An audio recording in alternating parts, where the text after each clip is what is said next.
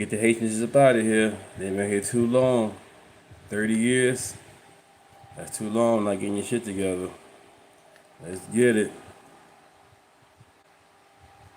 Back taxes. If you've got years of taxes you need help getting caught up with, we've got you. At Tax Codes, we're... Haitians are always on the right side of history. I don't care what nobody say. So you telling me that ICE came to Brooklyn, specifically Little Haiti, Flatbush, but they all Haitians you leave? I guess ICE was trying to detain the Haitians over there, and the Haitians were not going for it. I think that people forget that we were the first ones to be freed. Our people got a taste of slavery and said, we can't do this. Wrap this up by tonight.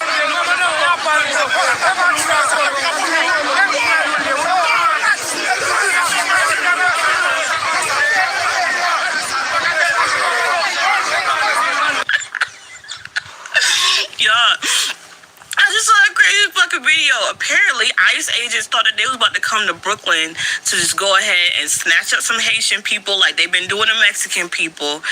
Y'all gotta see the video. The Haitian people was whooping Nate. It seemed like ICE didn't learn their lesson. Now they done jumped from culture to culture, and they found the right one. You found the right one. 1 year later. Hundreds of thousands of Haitians are waking up today to a new reality. Temporary protected status for TPS has officially expired after the Supreme Court cleared the way for the Trump administration to end that program.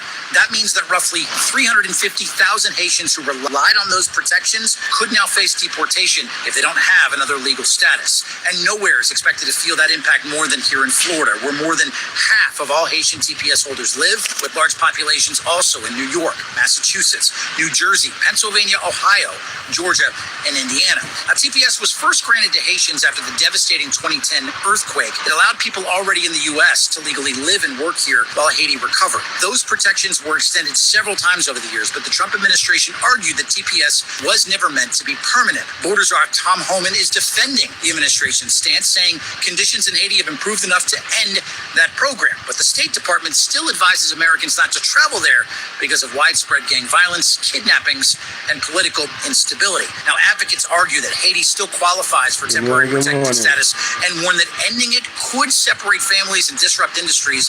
Boy.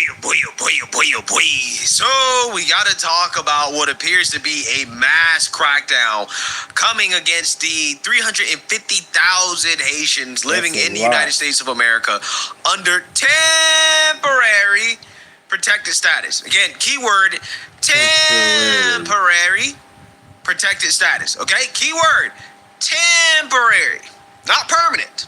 Okay, but apparently Democrats and even some Republicans think that this means permanent because the Haitians are working jobs and, you know, some of them are doing the right thing or whatever you want to call it, right?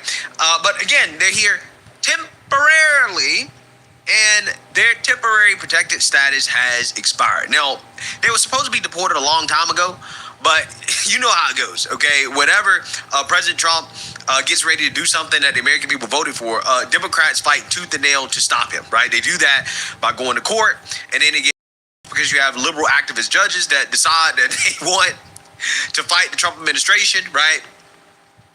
Until the Supreme Court steps in and finally rules that water's wet, right? That's essentially how the whole Trump administration has been going. I can see if the people from saying the Haitians and other immigrants came to America, you know, worked an honest job, honest pay, and assimilate, you know, respect the Constitution. But they don't. They get here and be on welfare. Section 8. They're not helping America out. They're taking our money from us. I'm not saying all of them out of the 300,000. I mean, he just said. That's a lot of people, man. And they're not assimilating to America. Go ahead and get the heck up out of here. But I heard and seen stories that they was being cocky, though, getting this free stuff, being cocky with us Black Americans. Now they looking boohoo and crying. Now they want to be, we just alike. But back in the day, y'all was saying we ain't the same. See? On thus far, okay, when it comes to a lot of stuff that the president is doing. So it's no different when it comes to this Haitian situation. Again, we've talked about how temporary protected status was supposed to expire a long time ago, but again, the can kept getting kicked down the road. Now, today, it is up, right? The deadline is here, it's up, okay? And ICE has already warned that they're going to launch a massive crackdown, specifically targeting Haitians who no longer are temporarily protected. And because of that, you have some Haitians who are already fleeing the country, or they're going somewhere, right? I mean, I don't know if they're fleeing the country, but they're fleeing, right? They're fleeing, apparently, in response to the Supreme Court ruling that, again, rule that temporary means temporary. Take a look. Thanks for staying with The Big Deal. Hundreds of thousands of Haitian and Syrian nationals who are living in the U.S. under temporary protected status are facing a whole lot of uncertainty about their futures. For years, temporary protected status has been extended to people all around the world fleeing war or famine or other disasters. It allows them to legally work and get driver's licenses and send their children to school. But last month, the U.S. Supreme Court ruled that the Trump administration can end TPS for individual migrant groups, which is it has proceeded to do with work permits for Haitian holders expiring on July 24th. In one embattled Haitian community in Ohio, the end of TPS status means that families have abruptly moved out, leaving a wave of vacant homes. Sheena Elzy from Spectrum News 1 shows us how community leaders are trying to stay ahead of the problem.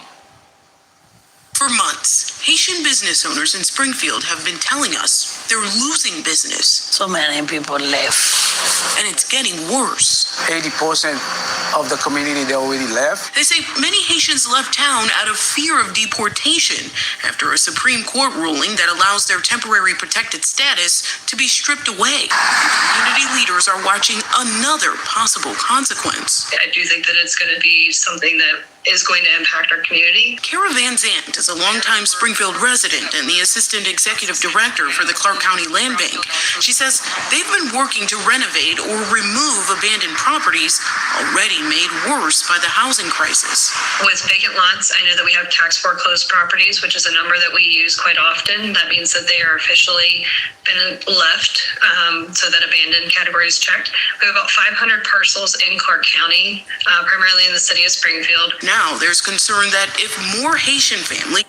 I understand, Red Hood. Good morning, everybody. Florida, Brad, Red Hood. Good morning, everybody. Yeah, Don't Liberal coming in to off the hat. Do I wear the hat out in public? Like, dude, I got countless pictures of me wearing my hat in Rockford, you know what I'm saying, Chicago, especially here in Rockford Parade. So other than that, it's all good, though. Good morning, good morning. leave in a short period of time, even more houses can sit empty. And fewer options for the people of Haitian community in the Haitian community or anywhere in town to go if they are left homeless. Now, the mayor, in a recent meeting, the mayor did say they are working with other nonprofits to try and open up more places for people to go, but it's still a big issue here in town. How are daily services being impacted if 80% of the population is gone? What happens to local businesses and schools and public transit? Yeah, well, a lot of the Haitian immigrants were working manufacturing jobs. Some of them I talked to were working at warehouses, like Amazon warehouses and things of that nature. And as far as the businesses go, a lot of... My thing is, if they doing all this, they working these certain jobs, I get it.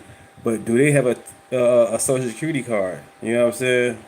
Do they have the right paperwork to really be working these jobs? Are they actually paying taxes? Because you here temporarily, that means you don't have a Social Security card. I could be wrong. The Haitian-owned businesses, at least, say they're seeing less of it, and they're struggling trying to keep up, but they tell me they're going to stay in town until they're forced out. Yeah, so you see that, you heard that. Now, allegedly, a large amount of Haitians have evacuated Springfield as a result of this ruling from the Supreme Court because they're now subject to being deported by ICE, okay? And this administration has come out and said explicitly, yes, we're going to start targeting Haitians, okay? All the boo-hoo, and crying, all the, it's unsafe for them to go back. You can't send them back. No, it doesn't matter. They're going back. Go out there, okay? Now, I personally think we should not be draining Haiti up. Because real Americans will be having those jobs. That's the problem. You got some American that's on Section 8. That's the truth. You know what I'm saying? They lazy as fuck. But the ones that do want to work, they can't get the job because the Haitians working it, you know what I'm saying, underpaid. Low, you know? So that's fucked up. That's what Trump was saying. They taking black jobs and other people's jobs because they coming in and they getting paid by the low. And then the government, and these people don't care about that. All they care about getting the job done. Make sure it gets shipped out on time. Paperwork done on time. That's petty. It's bogus, but that's what happens. All of their valuable resources, right? Their valuable labor, okay? Their intellectual capital, right? We shouldn't be draining Haiti of all of these talented individuals, okay? I don't think that's good for Haiti. I think the best thing for Haiti is for them to keep their top talent, okay? If their top talent comes to the United States of America and they all leave Haiti, then where does that leave Haiti, right? Haiti can't get better if their top talent is coming to the United States, right? It's not how it works. So I personally think it's a good thing for them to, go back home and to, make Haiti great, right? I'm not going to say great again, but make it great, right? Make it great. At some point, you got to make the country great, okay? Nobody complains about the fact. Right, they here for 30 years. They supposed to be here for 18 months. They here for 30 years. Not even to get mad for ICE doing their job. Your job was to go ahead and get your shit together 30 years ago. Now you mad because ICE can do their job. That's crazy. They've had these lefties, lunatics, Karens, and Kevins, liberals and Democrats out here ready to go protest over something stupid that they should have taken care of them on their own. If you guys care about these guys that's protesting, you should have told them, hey, get your paperwork together. Don't wait till the last minute. The bullshit happens. Now you want to protest about it. You should have been with your buddies then. That they literally have a neighboring country, the Dominican Republic, who basically has built a wall, and they say, we're not taking Haitians either, right? Nobody complains about that, but we're supposed to, even though we don't share a border with Haiti. So without further ado, let's go ahead and get into this. Reports say the latest ICE crackdown will target Haitians as more than 300,000 lose their temporary protection status, or TPS, with arrest and deportations potentially starting as early as today. The Haitian Times reports officials are expecting about 1,000 deportees per month. News Nation national correspondent Ryan Bass is live in Florida, which has some of the largest Haitian community. Ryan, what can we expect? Yeah, Nick, nowhere is expected to feel an impact more than the state of... Good morning. Like, share, and subscribe if you haven't already. We got 2,257 subscribers. We are growing. Almost at 2,500. Oh, yeah. Thank you, guys. Thank you. Florida here. Today marks a pretty big turning point for hundreds of thousands of Haitians across the country because temporary protected status expires after the Supreme Court did clear the way for the Trump administration basically to end the program, which means that we're talking about roughly 300,000 people. That's about the size of, think, Orlando or Cleveland that could be in line for deportation if they don't have another path to temporary citizenship. Now, TPS, I should say, this program has been around for Haitians since 2010. Everybody's welcome to the chat. You're not a Trump supporter, it's okay. Everybody's welcome to the chat. We just want nobody being trolls and bots. Other than that, everybody's welcome. Agree or disagree. Watch some videos and learn from it. And in that earthquake that devastated the country, allowing them to legally live and work in the United States while Haiti recovered. Those protections have been extended several times since then. But last month, the Supreme Court cleared the way for the Trump administration to end the program. Borders czar Tom Homan, he is defending the move, saying TPS was always meant to be temporary. The Trump administration argues that conditions in Haiti have improved enough to end those protections. But the State Department still considers Haiti too dangerous for Americans to travel to, saying that there is high crime and kidnappings. For Americans, right? It's too dangerous for Americans. I wouldn't go, right? Personally, I would stay far away as an American. But as a Haitian, it's different. Okay? The Haitians are not Americans. So therefore, it doesn't apply to them, right? It's different, okay? Certainly as an American in Haiti, you're going to be a bigger target. You're going to be in more danger than a Haitian person, right? In general, right? Just because of the fact that, again, if you're American, then you're a target, right? You're a walking lick, okay? So, I think that makes sense, right? I think it makes sense. There's nothing controversial about that. But the media, they like to spin that statement to mean that, well, see, if it's too dangerous for Americans, then it must be too... J-Rod, thanks for the sparkles, man. Thank you for that. Appreciate it. Thank you for the super chat on that, man. 100. Thank you. Dangerous for the Haitians, right? It's like, no. Haiti is for Haitians, right? And again, being a run-of-the-mill Haitian in Haiti is probably safer than being an American. Let's be honest. ICE begins targeting Haitians who've lost temporary protected status, Florida is expected to see it more than anywhere else. More than half of Haitian TPS holders live here. Large populations also, though, are in New York, Massachusetts, New Jersey, Pennsylvania, Ohio, Georgia, and also Indiana. We spoke with the executive. Hey, chat, y'all remember that we were saying they was crossing the bridge, the Haitian was crossing the bridge, and they were talking about they was being whipped and hit by the horse. By the Rangers on the horses, that bullshit narrative they was pushing. The Haitians getting whipped by the ICE agents on horses. They getting whipped. And then you watch the video, you see the steel frame of everything. All they doing is hitting the horses and guiding the horses around. They was not hitting nobody. No humans was hit with the reins or with a whip. It was just the horses being guided. And they was guiding them people at certain places. They were saying as they was crossing the water and the bridge, was like, hey, come this way, go that way. But they want to show you all the video because they don't fit the narrative. Executive director of the Florida Immigrant Coalition, who says for many families, just the fear and the uncertainty of if they will be picked up by ICE, that is enough of a punishment here, as opposed to just even staring down the options of being deported. The threat of seeing your parents disappear overnight, the idea that living in fear 24/7, not knowing when your turn is coming, right? Well, they knew. I mean, again, temporary, right? That key word. Why do they keep missing that? Do liberals and Democrats and progressives, do they not understand the definition of temporary, right? I think they do understand the definition. But again, they do the same trick that they always pull. It's the same trick they pull with the words. Jedi mind or with the term democratic socialism, right? They want to put democratic in front of it to make it sound great. Yes, how they do. But what they actually just mean is socialism, right? That's what they mean. Same thing with temporary protected status, right? They put temporary in front of it to make people okay with, oh, okay, it's just temporary, right? But what they actually mean is permanent, right? Democrats in their work game. Seriously. Imagine, I want people to think about The Purge. If somebody has seen the movie The Purge, think about when people are just waiting for their turn to come. 5 seconds. That's about how long you've been watching this video. And in 20...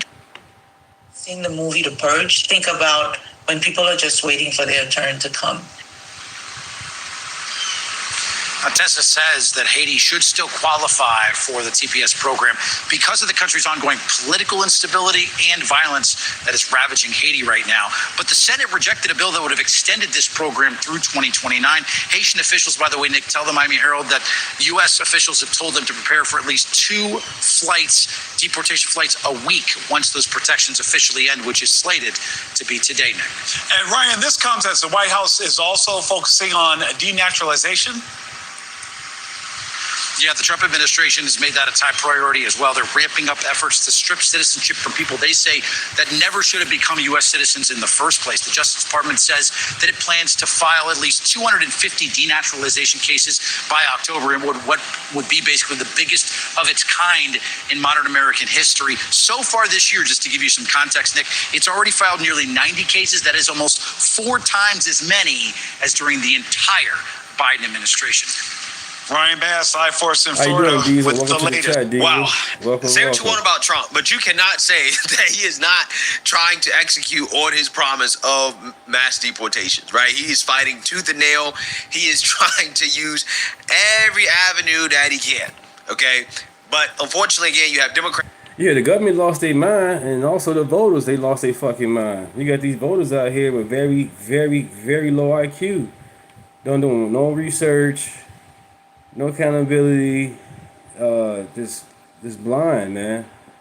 To see things one-sided. There's multiple sides to these things. And that's the problem. Nobody wants to do no research. Everything is all about a popularity contest. Oh, this side sounds better than this side. I'm going to go with that. Like, no, do your own research, man.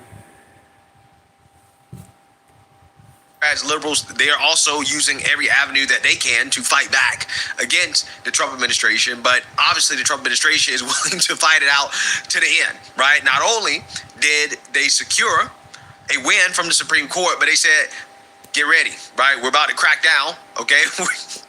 Once it's over, once it expires, once it's done, right? You're gone. We're coming after you, right? Which apparently is motivating some of them to leave ahead of time, which is a good thing, right? I think self-deportation is always a good thing. And I think that's an underrated part of the success of this administration is that there's a lot of people who probably just left because they were afraid of getting deported. And that's what you want, right? Again, fear is a good tool, right, in order to prevent behaviors that you don't want. Unfortunately, I think that some of these communities who are so devastated by the fact that Haitians are leaving, hey, you got to find a way. Thank you. Right, we got to find a way to revitalize the people who are there, right? We should not have to import people from other countries in order. You don't need a speaker. Your phone's real volume is locked. I'm about to show you a secret that the Android industry does. Temporary means temporarily, period. These people have stayed too long, these Haitians and other immigrants and illegals. They stayed too long. You guys are getting mad. It's supposed to be, 18 months they supposed to stay here? It's been 30 years. Insane. They on welfare. They're not assimilating. They're not working. But let's just break it down to you. My name is Deunta. Thanks for stopping by. Finally, after almost 30 years, temporary protected status ended for several foreign groups that were brought here because of one, natural disaster or another. We're talking about the Haitians today.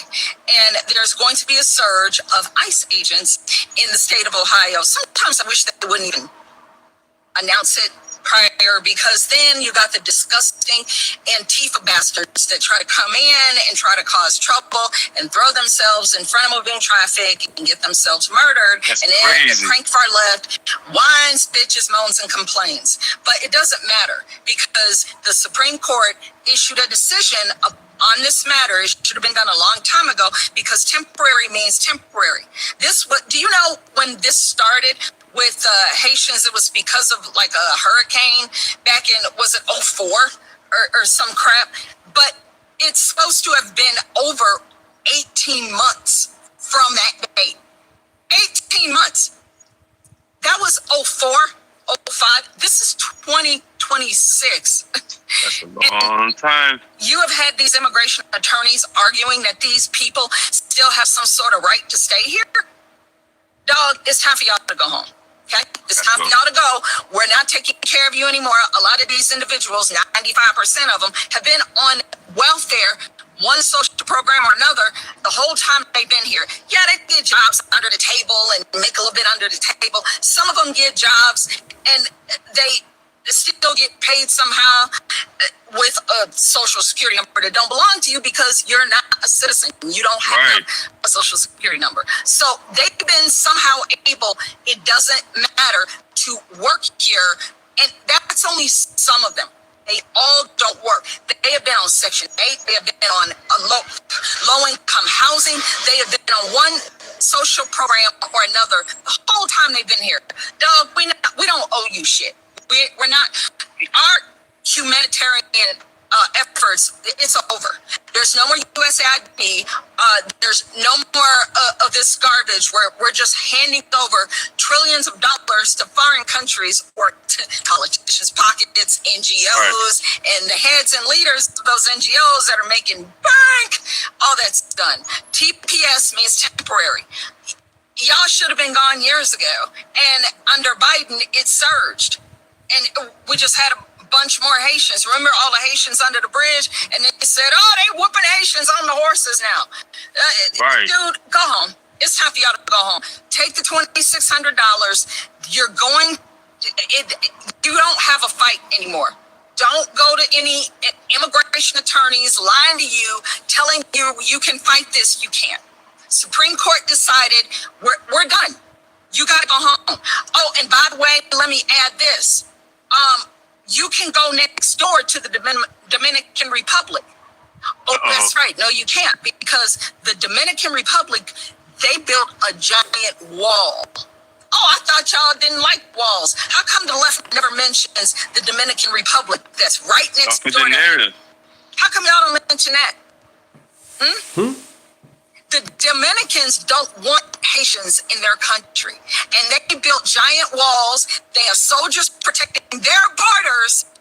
And they built barbed wire that you can't climb over. If you happen to, they'll shoot your monkey ass before you get over the fence. How come the left and the Democrats and the communists don't talk about that shit? Look it up. Dominicans, right next door to Haiti. They don't want them there. But, dump them in America. And then bitch, whine, moan, and complain when Trump gets them up out of here. When we demand that they get up out of here, you ain't got to put it on us. We the people, right, MAGA, we voted for it, baby. So this can. Right, that's what we voted for. People like, you guys, you cool with your vote? Yeah, I'm cool with my vote. I have no voter's remorse. Nope. I'm happy with things are going on. I'm breathing. Everybody else still breathing. What the heck is wrong with you people? We voted for this. We know what's going on. You small, so you guys. In my chat, you guys, yesterday morning, you guys mad about to watch and cell phones and I'm like, dude, look, I'm MAGA. Doesn't mean I'm gonna buy everything that Trump owns and says and do. Are you serious? Calm down, man. You guys are cool. You know, you go out there, with your Bill suits and your fall suits and your T-Rex suits with the air in it and running around, causing chaos. You be at home or at work, you know what I'm saying, doing a lot of things. You guys be tripping. Let her finish. Take place. We want y'all out of here. You ain't nothing but a burden. You're expensive. Thanks, Dave. And you're violent. Man. Thank you. Remember eating the dogs, eating the cats. Yeah, y'all do that shit. Because you voodoo. You do that shit in your country. We don't want that here. We're Christians. We love Jesus. Get the fuck out. We do. Jesus, baby. Jesus away. Yes, Jesus loves me. He knows I cuss. It's time for y'all to go. And if you're not willing to have a fair conversation about how the Haitians are dissed by the Dominicans, then we ain't got nothing to talk about. But don't put all that on us. Yeah, it's time for y'all to leave. We're not taking care of you anymore. Adios. Yeah, adios. You was here that long, 30 years, you ain't take care of your papers. Go, leave. Try again. Simple as that. Love everybody. I'm not here to push hate or anything negative, but handle your business. Accountability. Make accountability great again. Thanks for stopping by. And we want to say, like, share, and subscribe. Thank you, The Real Steve Ballmer wants you to subscribe to USA Facts YouTube channel to get facts and videos about America. The AI Ballmer doesn't have any wants. Humans, please subscribe. Why do you disagree with people who say that Donald Trump is not a racist? I just don't believe that the man is a racist, and it's beyond the media, it's beyond any type of clips that somebody may have cut and tried to put something or perceive something a different way. If any of us do our research, we know that Donald Trump wasn't accused of being a racist prior to his run for office. Donald Trump was at the Michael Jackson trial with him every single day. Donald Trump ran with some of everybody, Diddy, 50 Cent. He's on the Wu-Tang Clan album. This is the same Donald Trump that when Jennifer Hudson's family was murdered, he put her up for 6 months in Trump Tower. This is the same Trump that sent his private jet all the way over to get Nelson Mandela when he was released from prison. This is the same Trump that gave me a full and unconditional pardon. Pardon Kwame Kilpatrick, released 3,100 people from prison, in one day, July 19, 2019. I mean, if that's the type of racism we have to deal with, I'll take it. What's going on, everybody? Appreciate you guys pulling up today. We got to talk about it, man. Last week, President Trump was out in Georgia for Trump rally. I believe he was also working with Rick Jackson out there as well, and letting it be known that he's here to support him and endorse him as well. We got to get into it, man, because they keep telling us that the president is an unpopular president, but it was standing room only, and it was a line wrapped around the building for hours prior to this particular event. They also keep saying that the man is racist and that black folks don't rock with him. Then that's the furthest thing from the truth as well. We're not a monolith. And today I want to show some clips because there are a few people And there was actually a lot of Black folks that were out there at that rally last week. Let's get into it. Hit the like button, share the video, subscribe to the channel. Let's go. I've got someone here who's willing to invest in my future, my family's future, my kids' future. And then somebody who's willing to give me a handout. Veteran. My veteran status comes first. Yeah. And when you don't vote for veterans, but you're voting because of illegals, I have a problem with that because we fought for the country. This is reporter Chauncey Alcom with Capital B Atlanta, reporting live from Wheeler High School in Georgia. We are here for a visit with President Donald Trump, who his stated purpose is to talk a little bit more about the Trump Savings Account program that his administration has launched. Also in the attendance today will be candidates Rick Jackson and Mike Collins, who are running for governor in U.S. Senate. I want to say this real fast. If you have not told your children, told your nieces, your nephews about these Trump accounts, please make sure you let them know how to do it. Point them in the right direction if you have to. Don't just tell them. You do the research. It's very easy, very easy. Type in Trump Savings Account, IRS.gov. The information will pop up. Make sure at minimum they go and get that free $1,000. At minimum. There's thousands of people in the crowd here today, and thousands more, or hundreds more, in the protest demonstrations outside. I talked to a number of Black voters. Why did you decide to come to the event here today? Because I'm always going to support Donald Trump. And I'm also going to support Rick Jackson for governor. Trump he's willing to help people. He's willing to invest. He's willing to get people to move to another place. And I think that we have another party who just wants to say Trump's a bad guy. Don't listen to him, and we've got the answer for you. The policy he's working on now is going to strengthen America more and better and bring America back to common sense. I feel that he has an ulterior motive coming here today, and it's under the guise of giving money for the kids. Drew is a pathological.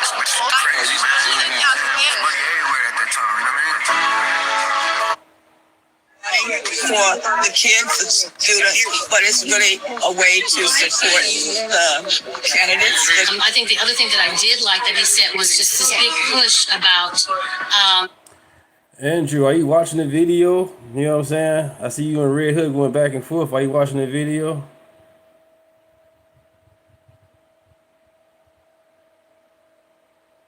He's a moron. Small businesses and opening businesses and the opportunities to do that. I think that's huge. I think that you can only live so long off of what the government hands you. They're wiping out studies in schools. Certain books are being taken from the classroom. So when you look at that, it's almost trying to erase a history of people who helped to build this country. Is there anything else, in terms of the governor's race or the Senate race, any thoughts on those between Mike Collins and John Ossoff and for the Senate, and Keisha Lance Bottoms and Rick Jackson for governor? Any thoughts on those races? Well, I remember Atlanta in 2020, and I remember she didn't stand up to cops. She stand up for the criminals. So as a veteran, I stand up for enforcement. I don't like people who will have any empathy, compassion for anyone. I don't like anyone that abuses people, children as well as adults. And I don't like anyone who thinks he's better than anyone on the face of the earth, and that no one's life matters but his own. I want to say this, man, because, in Atlanta, this young lady here, honestly, she doesn't necessarily know what she's talking about.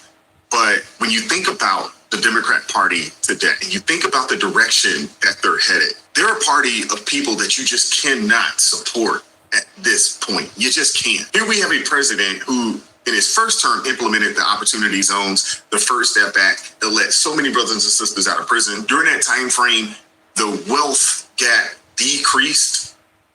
Wealth increased, especially within Black communities. Home ownership numbers increased within the Black communities. But for whatever reason, you have people like this young lady here, who continues to speak negatively, because I would assume that maybe she receives her information from, CNN or, MS No One's Watching, fake news. people that don't actually tell the truth. But when you think about what the president has implemented this time around, shut the borders down, the Trump savings account, one of the largest tax cuts that we've ever seen in this country that directly affected the middle class, How can you get out here and you can say these types of things? I for the life of me, I don't get it. Shout out to the lady that was a veteran. Shout out to the other sisters out there that are saying, hey, this president is supporting the people. He's implementing policies that make sense for the people. And it's about you generating wealth. It's about giving you the opportunity to build wealth so you can take care of your family, not another government handout. Most people can appreciate that. Most can. Unfortunately, you have some people that are brainwashed by the left, and unfortunately, they're supporting foolishness. They're supporting things that would destroy our nation as we know it. Most black MAGA supporters, believe it or not, is in Atlanta, whether you believe it or not. Okay, and I know some people are going, whatever. I've lived around Atlanta. Okay, not for 1 year or 2 years. I've been there. You know what I'm saying? There's a lot. They call it Black Hollywood. A lot of black people. Andrew, I'm pretty sure you're a grown adult, man. You can not, respond to Red Hood's comments, whatever. You know what I'm saying? I'm glad you guys can respond back and forth, but at least watch the video. Comment about the video. With a lot of money, live in and around the Atlanta area. You know what I'm saying? And most of them are MAGA. They're not even hiding that from you. Now, you may think it's about taxes and they just support MAGA because of, different tax brackets or whatnot. A lot of them genuinely do not like immigrants. Genuinely. It's not that we don't like immigrants. We don't like illegal immigration. And we don't want to be taxed into oblivion. Go to China and say fuck the president. I'm guaranteed you can get your ass locked up. You say stay out of this. Andrew, man, you in my chat. You know what I'm saying? This is my YouTube channel. How you gonna tell me to stay out of this? That's insane. Yeah, now you gotta go.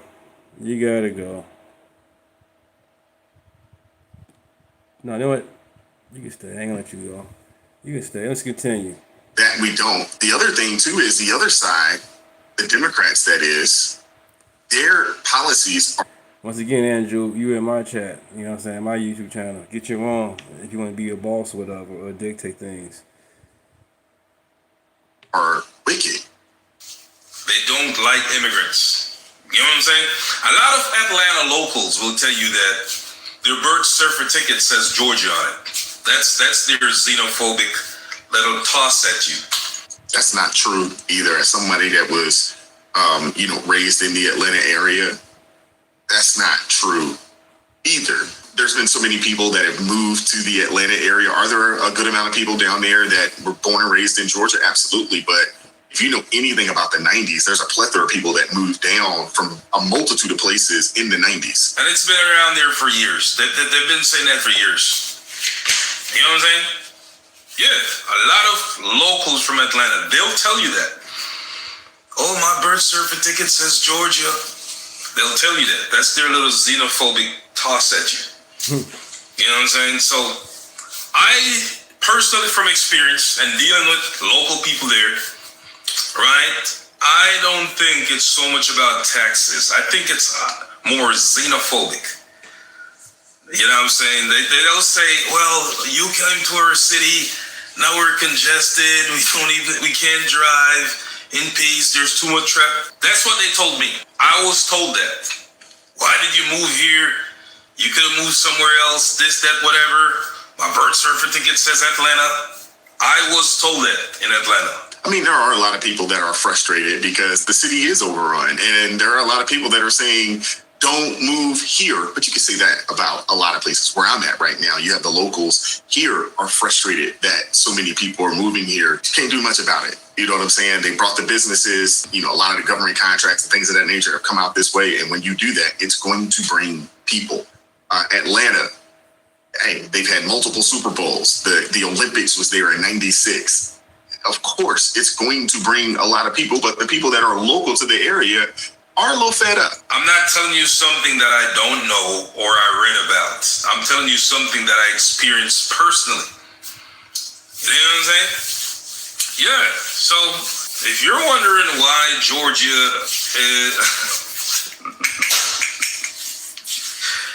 if you're wondering why the governor they have is the governor they have, now you probably have a slight better understanding that don't think because it's a I know, black that's all city good. I'm reading everything. I'm right here with you. they're all guys, Democrats you know up there. Don't think read that. the chat, listen to the video. I'm right here with it.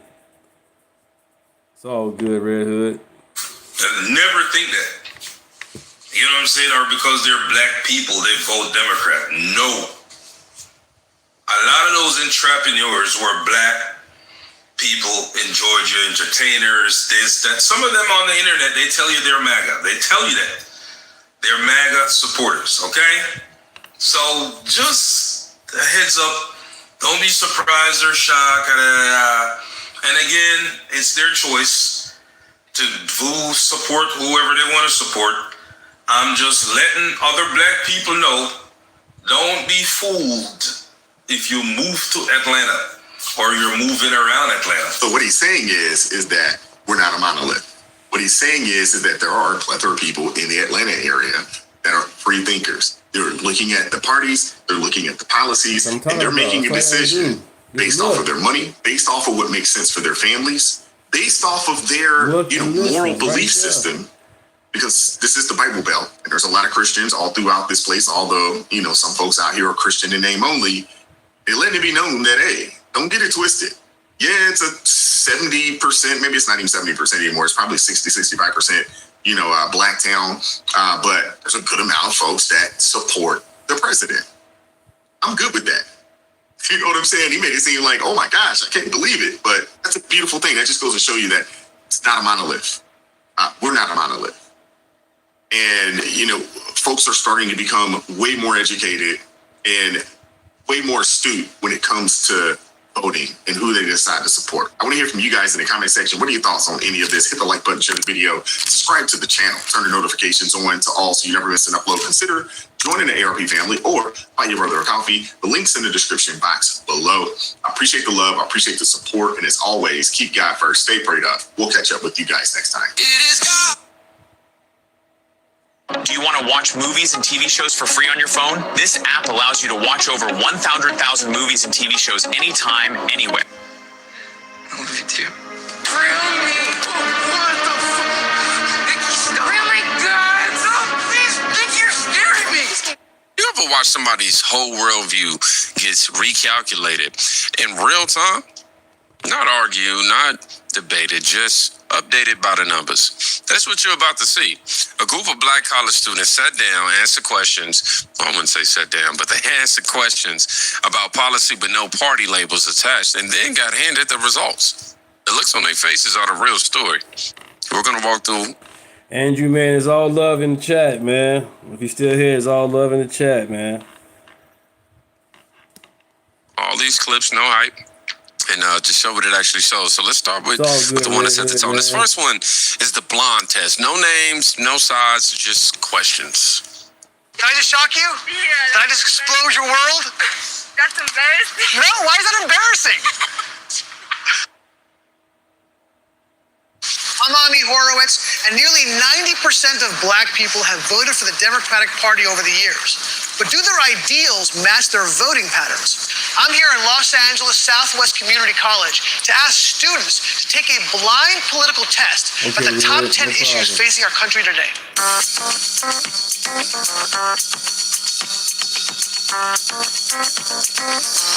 Do you identify as more of a Republican or more of a Democrat? I'd say more Democrat. You identify more as a Democrat? Yeah. Democrat.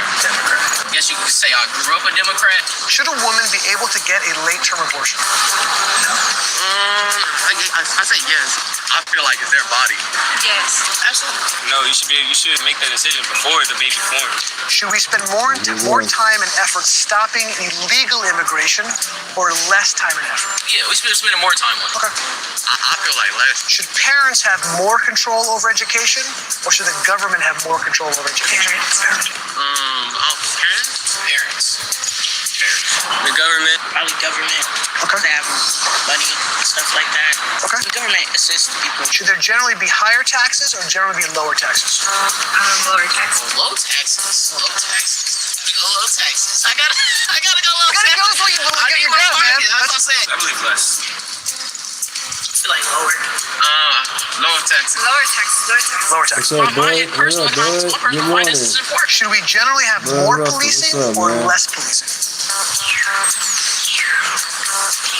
Ooh, that's a good one. I like that. It's effective policing more. Have more policing? I would say more policing. Should we allow children to medically transition? No. I'm gonna get canceled.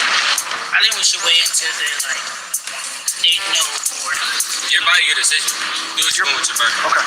Hell no. Hell no. No need to think about that. Yeah, hell no. I didn't need to think about that one. Should we allow males who transition to females compete against women in sports? Yes. I say no. Should we allow males to transition? Fuck no. Hell no. No, it's not fair. Yeah, like the Leah Thomas, situation. Yeah, no, not at all. He was like 500 with the males and then number 1 with the women. Dominated. Yeah, it's ridiculous. Yeah, there are physiological differences between males and females. Do we spend more money on social programs and have higher debt, or less money on social programs and reduce the debt? We need to reduce the debt, less money into social programs. Reduce our country's debt. More money. More money. A lot of people need it. I would say less. Should someone show an ID to vote?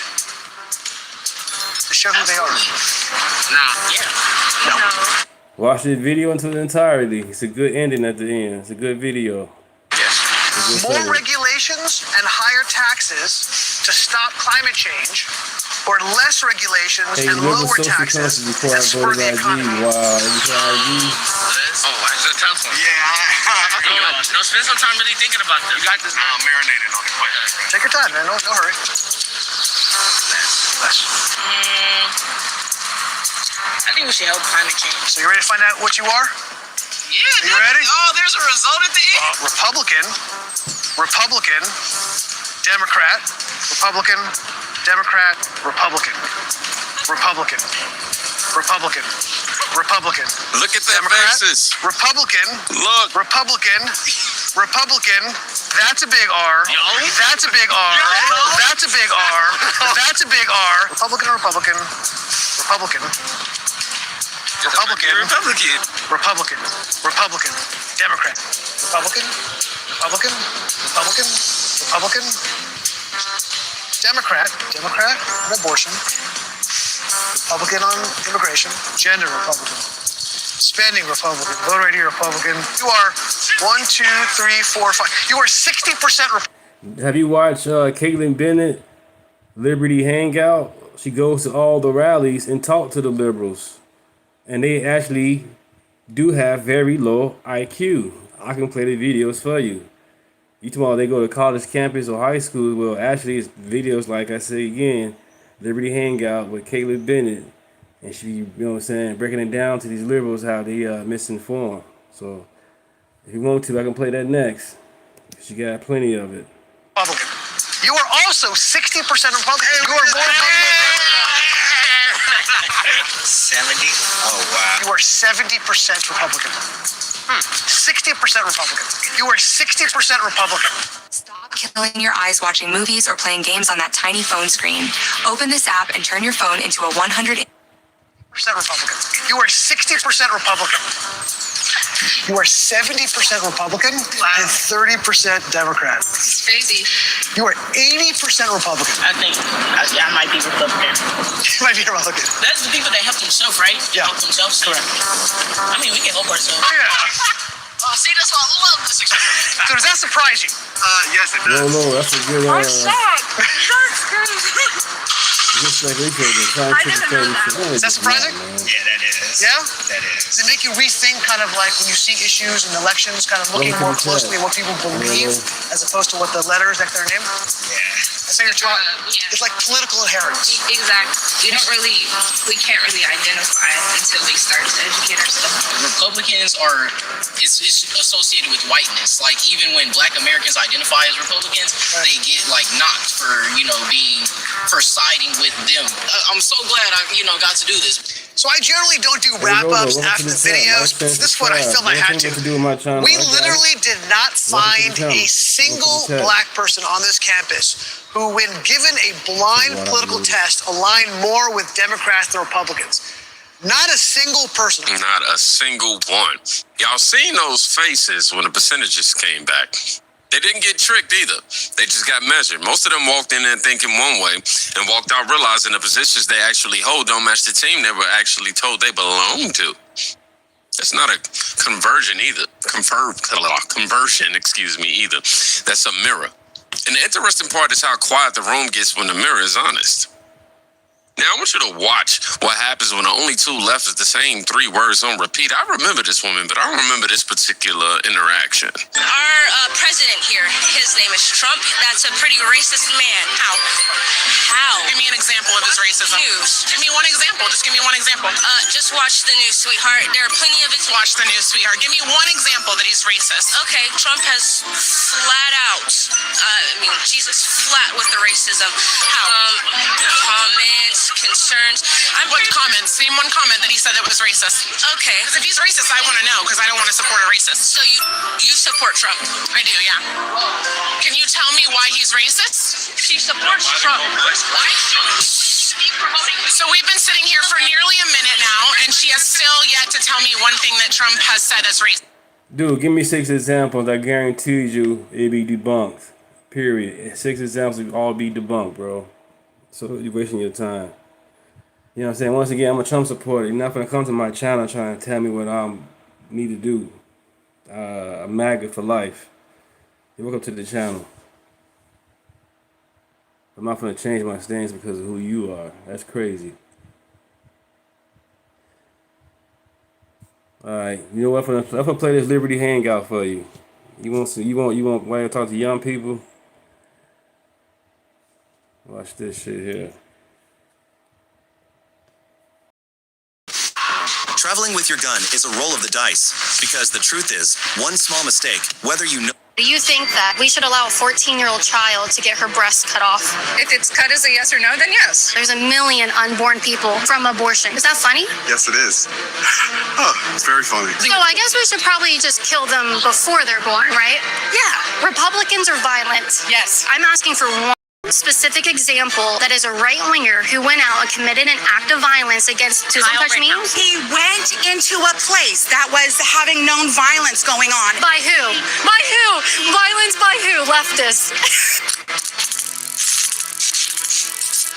We're here at the Lakeland Farmers Market for the 1-year anniversary of getting trespassed from this public property. I think it's untrue that I can't stop. Step over here. No, I'm going to continue my interviews. You guys are saying kind of disrespectful things about deportation and saying some hateful statements. Okay. So at this point, now they do want to have you trespass from the property. We're back doing the exact same thing that got me in trouble to begin with. Asking for political hot takes from leftists here in the public square. You already know how this is going to end. Roll the tape. So I'm going to go down the line. I'm going to say my statements, and you just say agree or disagree. And there's no in the middle. It's just agree or disagree. That's what makes it so fun. Okay, ready? Republicans are violent. Yes. Okay. Deport all illegals. No. Okay. We should support transing the kids. Transing the kids or support trans kids? Well, supporting trans kids, and let me clarify, that means at any age, if they come to us and say that they are of the opposite sex or in the wrong body, we should do whatever means necessary to help them transition. Okay, that's based on parent and kid. So I'll say yes, support trans kids, but that's I should stay out of that though. Okay. There should be no limits on abortion. Agree. Okay. And Trump is the worst president that we've had in our lifetime. Totally agree. You can check mark the things that Right, the Central Park 5 Rolo, don't even bring that up. The Central Park 5, that shit been debunked and bullshit. Everybody in New York said those 5 boys should go to jail or get hanged because they said they did it. But kind of find out only one had done it. But other than that, everybody was saying they should go to jail, they should get hanged, they should die, all that shit. So if you want to bring that up, that's a waste. you agree with? Okay. Republicans are violent. Agree or disagree? Okay. Deport all illegals. No one's illegal on stolen land. Of course. Support trans kids. 100%. No abortion limits. Okay, I'm gonna say this, Rolio. You asked about why they keep on interviewing young people. Now I'm showing you a video where they're interviewing older people. Gays, lesbians, how you want to call them. Caitlyn Bennett talks to everybody. So I don't get it. Here we go. Okay, Trump is the worst president of the United States. 1,000,000%. Okay, I love how you made up your own metrics. How are Republicans violent? Just their beliefs, racism, some of them. Okay. And, well, ICE. Abolish ICE. Okay. So when we say Republicans, there's been a lot of political violence in our country lately, and people are saying, oh, the right commits more, or some people are saying the left commits more. You see more right-wing violence from Republicans. I mean, I just think that the hate is violent. Okay, so their ideas are violent. Yeah. What are some of Republican ideas that are violent? Supporting ICE. Okay. And their support of ICE is a violent thing about them. Okay. Well, Can you name murdering citizens and children. That's in with children. Well, putting children in camps. I do have to point out that if murdering children is violence, you guys did agree with no abortion limits at all. Well, we're different on that opinion. Yeah. How do you justify that that's violence, their ideas are violence, but you support abortion without restriction? I don't agree with abortion necessarily. It's not that I support abortion. It's that I support a right to choose. That is supporting abortion, right? No. Because you put a check mark next to no abortion limits. Yeah, well. Right, Blood Russell. Women have the right. Yeah. And no limits. The right to tell me what my limits are. Really? Do you think that you should be allowed to rape and hit people? No. Well, that's a limit that you have with your body, right? No, because you're putting that upon other people's bodies. Yeah, so we are not allowed to use our bodies to hurt other people. Right. Just like you don't like how ICE agents. Here's your pen. Right, just kind of like how you think ICE agents are using their bodies to hurt people. Yeah. Deport all illegals. Agree or disagree? Which one is agree and which one disagree? A check mark for agree. I disagree. Disagree? Okay. Support trans kids. Definitely agree. Because why wouldn't I? Okay. No abortion limits. So abortion through all 9 months without apology for any reason a woman wants it. Okay. Trump is the worst president of the United States we've ever had. I don't agree, but I don't disagree with that one either. We have to pick one. Hello. That one I'm going to skip that one too. Okay. Let's go back to support trans kids. Why do you agree with supporting trans kids? So it kind of depends because I'm not saying I wouldn't. At first, I will let them explore, and then when they get old enough, then I'll let them transition. Because they're still kids at the end of the day. They're not fully developed, so they don't really know. And even as an adult, we don't even know. So it kind of goes back and forth. I would just be real careful. Wow, I wasn't expecting to hear that from him, you guys in the chat, huh? I've seen this video before. I'm pretty sure you guys in the chat seen this too as well. I'm gonna continue a little bit, then I'm gonna switch over. Careful with that one though. But I definitely support them. I'm not gonna say I'm not gonna support them. In what ways would you support a trans-identifying child? Definitely let them be more gender fluid. If you let them be more gender fluid, then they can experience both things. That way, MAGA then if they know, they know. So once they hit that age, they're fully welcome to do whatever they want to do. So I would say let them really branch off, see what they like. We should deport all illegals. What up, Glenn Paul? What's up? Okay. We should support trans kids, and that means by helping them transition. I agree with that. You agree with that? There should be no limits on abortion. I agree. Agree? Go ahead and put that. Trump is the worst president in history. I disagree. Okay. Support trans kids, and I clarified that meant that would also mean helping them transition as minors. Why do you support that? I believe you can put them on hormone blockers or some other thing that's probably reversible. I mean, if the kid wants it, I believe in they should whatever they want to. I don't know, man. You said probably reversible. Probably. But what if it's not? Oh well. You think think we should just look at a child's health and their future and the pills we're putting in their body and say, well, oh well, if it's not reversible. Yeah, basically. Why do you feel that way about children? It's more of, well, I don't really know. We should deport all illegals. Okay. We should support trans kids, and that means, and let me clarify before you put something down, we should support them in a way of transitioning if they say that they want to transition. Okay? Check work on that. There should be no limits on abortions. I would agree with that. Would you agree with that? More or less, if we're getting into generalizations, Because I feel like most late-term abortions are like a medically necessary one when we talk about them like that. Okay. Trump is the worst president. Oh, this is such a subjective question because I know about some really awful presidents we've had in the past. Oh. That's where it tests your ability. Hey. Yeah. I'm gonna go with no. All right, that pains you. It pains me physically, but I know about Andrew Jackson, and he was a really terrible human being. So can you give me one example of a right-winger who has committed an act of violence? Yes, but I can't think of their name. But have you ever heard of Savannah Craven?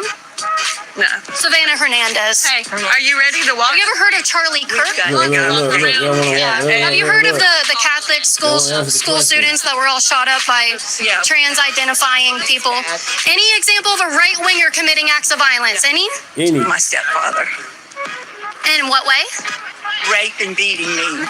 In the name of republicanism? Yes. Yes, he raped you, and I'm sorry about that. He raped you because that's a Republican ideology? Are there different implications that if we subject children and we tell them, yeah, you know what, experiment, maybe you are in the wrong body? Or is it more important to tell them, actually, you are a boy? And I think it's better if we let them experiment. Okay. Experiment, because at the end of the day, you don't even know. We know. We know. Until you hit about a certain age. Well, we know men. We know what men and women are. Yes, we do. Yeah. But we also don't know what we like. Does that change if you're a man or a woman? Your resistance training. So when you look at the studies where they had subjects resistance training. Now that I think about it, I never really thought about it that way. Huh. Good food for thoughts. Who, he said that? This guy in the jersey? Oh, I didn't say anything. I plead the fifth. You definitely, are you drunk? No. I'm completely sober. Really? So you act like this completely sober? Yeah. I don't mind if you shout things about me, but what I would appreciate is if you're gonna shout things about me, especially things that are false, that when I come up to you, you can own up to it and then engage in a dialogue instead of shouting things. I mean, yeah, I admit it was me. You can look up stuff up. Can you say you're sorry? No.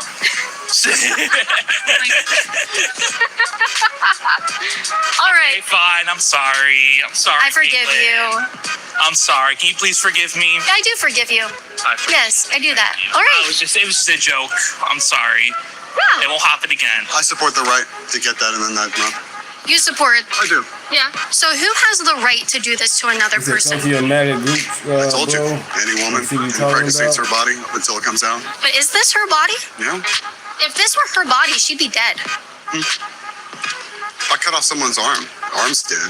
Are you allowed to cut off someone's arm? No, someone can do that. Why not? Why not? It's not my arm. Okay. This is not the woman's body. I would say that's her body. How is this baby in a coffin, or this baby with severed arms and blood all over their head, a dead baby? How is that a woman's body? How is that a woman's body? I was taken from her body. So it's not her body. Does a woman who's pregnant with a male fetus have a penis? Inside her, yeah. Inside of her body, right? But she herself does not have a penis, right? Yeah. So it's not her body. No, it's still her body. Explain that to me. I don't want to. So, January 6th. Okay. Go on about that.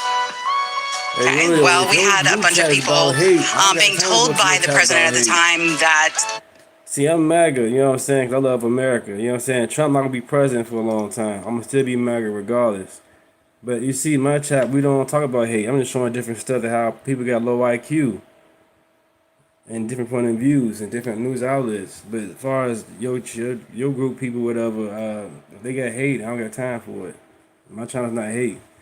You still in the chat and you talking crazy, but nobody kicked you out, but you still here. If I was going to your chat, I would probably get kicked out. But it's cool. The election was rigged, so they decided under his advisement to storm the Capitol. Okay. And we had police officers that were killed, a lot of people that were hurt and violent. If you haven't already, like, share, and subscribe, you guys. We had 2,262 subscribers. Let's get to 2,500. So yeah, Republicans are violent. Since it's not a gray area, like you said before, it's black and white. So I'm going with Republicans are violent. Okay, all right. And I'm not going to disagree with you that there was some violence there that day. Do you know the only person, you know who the only person who died that day was? There were a couple of cops that died that day. No, thanks. Oh, but I love the nose rings. I'm not interested in talking to you and the bullshit you have. It's always the nose piercings. We should deport all illegal aliens. Absolutely not. Okay. We should support trans kids, and that means helping them transition medically and surgically. Yeah. Okay. We should have no limits on abortions. You don't want an abortion, don't get it. Okay. So you agree with that? I agree. Okay. Trump is the worst president? Absolutely. Absolutely. Absolutely. Okay. Why is he the worst one? He's just a terrible human. I don't even, president or not. I never said that Central Park 5 did it. I said they did do it at one point. Do your research, man. That's what I was saying. At one point, the boys did say they did it. And after that, down the line, only one person that did it outside the group. He's a terrible human. What examples do you have to point to that? You don't care about anybody but yourself in every way. So, yeah. Okay. I'm going to need more to that. I don't know why I'm nervous that he's looking at me with this camera. So I think in any case of major surgery like that, mental health evaluations are important because talking about how like any kind of surgery impacts our body, it can also lead to recovery periods. It can lead to issues with how society perceives us, all kinds of problems with that. But you think that a 14-year-old woman, a girl, who thinks that she's a boy, as long as she passed a couple tests and a doctor signs off on it, we should cut off her breasts? Again, I think we're getting into the idea of generalizations and... It's a yes or no. Do you think that as long as a doctor signs off on it and she really wants it, we should allow a 14-year-old child to get her breasts cut off? If it's cut as a yes or no, then yes. Why? Because ultimately, it is that individual person's like opinion, and I would assume as a 14-year-old they're a minor, so they have to get their parents' permission too. So it's what's decided is best for them by their family. Okay, so there's a bunch of evidence that's I'm asking for one Republican that you can name of that has committed an act of violence in the name of their ideology. Hey, Rolio, I'm glad you're in the chat. Appreciate you, you know what I'm saying, because everybody's welcome, but you're not going to tell me how to run my show, you know what I'm saying? Subscribe to the channel, and only just that, watch my old videos and stuff like that. You will see what I'm all about, what my channel is about. You know what I'm saying? I'm not going to just go ahead and keep on putting up videos because you asked about it. You know what I'm saying? You got people in the chat that respect me and respect the channel. You get people they paid me money so far. All you doing is complaining. Watch the, you know what I'm saying? Watch the stuff. You know what I'm saying? You ain't paid no money. I don't think you should subscribe to the channel. I don't think you even like the channel. But you can do all these things for you. Play some left people shit. You go to the left channel then. Go to the left. I'm not gonna play none of that shit. And if I do, it'd be how I want to be set up, how I want to do it. Other than that, you're welcome to the chat. Yes, a police scanner right on my phone. This app keeps me informed about what's going on around me. So,